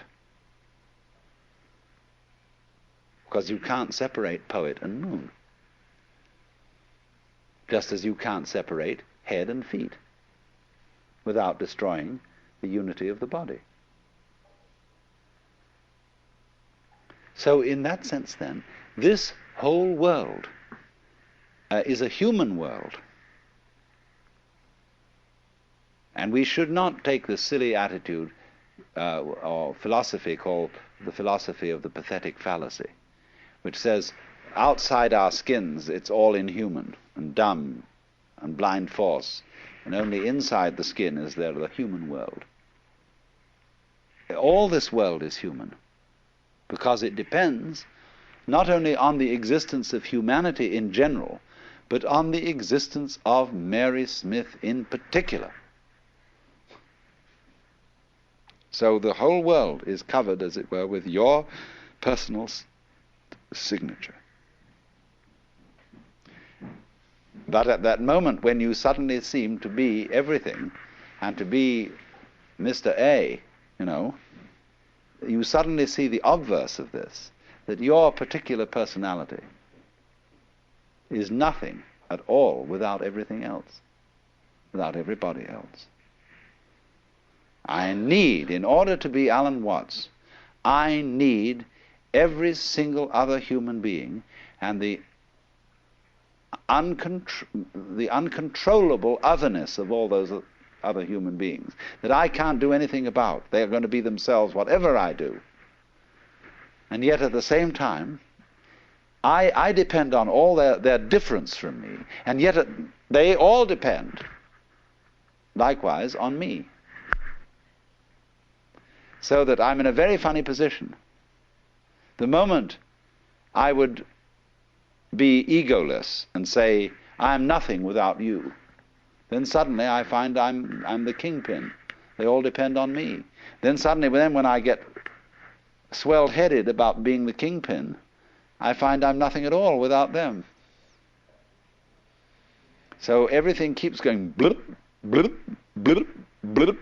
In other words, the moment you think you've got it in one state, it transforms itself into the other. That's the Jiji Muge. Now, in Jiji Muge, you see, you've got a vision of the world in which everybody is boss and nobody is boss. There is no one boss who governs the whole thing. It takes care of itself. It's a colossal democracy. But yet every man and every uguisu and every snail is king in this world. And at the same time is commoner. And that's how it works. And there is no great king, although in Hinduism they have an idea, a very strange one to us, called Ishvara.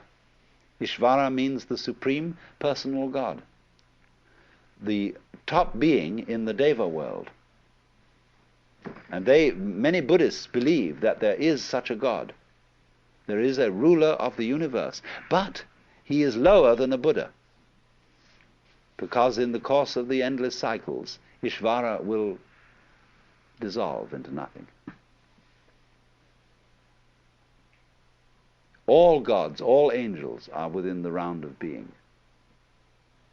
It's a very curious idea to our minds, and therefore, although Buddhists believe in God in that sense, they don't take it importantly. There are no shrines in Buddhism to Ishvara.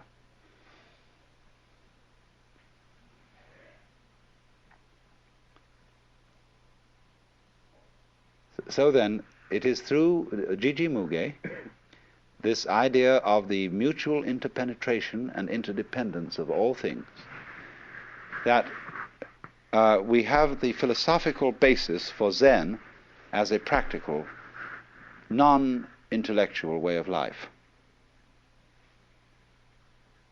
Because of the realization that the most ordinary event, the charcoal brazier, the mat, soup for dinner, sneezing, washing your hands, going to the bathroom, everything, all these so-called events, separate events, imply the universe.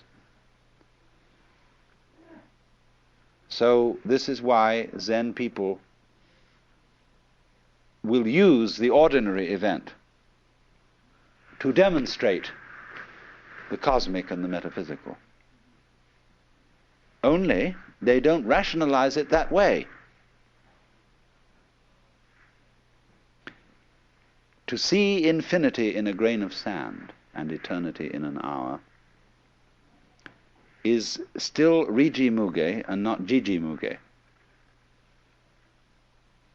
Jiji Muge is when you offer somebody the grain of sand, for God's sake stop thinking about eternity.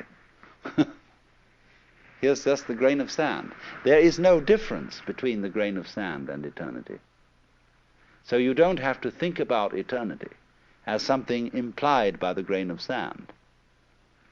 The grain of sand is eternity. So in the same way exactly, our sitting here at this moment is not something different from nirvana. We are nirvana as sitting here exactly like this, you see. So you don't have to say any philosophical comment on the grain of sand or on our sitting here. That's called legs on a snake or a beard on a eunuch. You put legs on a snake, you see, and you embarrass the snake in its motion. And a eunuch doesn't need a beard. We would say in our idiom, don't gild the lily. Or Zen would say, don't put frost on top of snow. So all what you might call specifically religious activity is legs on a snake. Eventually this is going to be eliminated, just as eventually we hope that government will be eliminated and will become unnecessary, because every individual will be self-governing and therefore relate properly to his brother, and the state will vanish. So too at the same time the church will vanish. And that's why in the book of Revelation, in the New Testament, it is said that in heaven there is no temple, because the whole place is the temple. So when we achieve the fulfillment of Buddhism, there is no Buddha, no temple, no gong, no bell, because the whole world is the sound of the bell. And the image of Buddha is everything you can look at. So a Zen master was asked, mountains and hills, are they not all forms of the body of Buddha? And the master replied, yes, they are, but it's a pity to say so.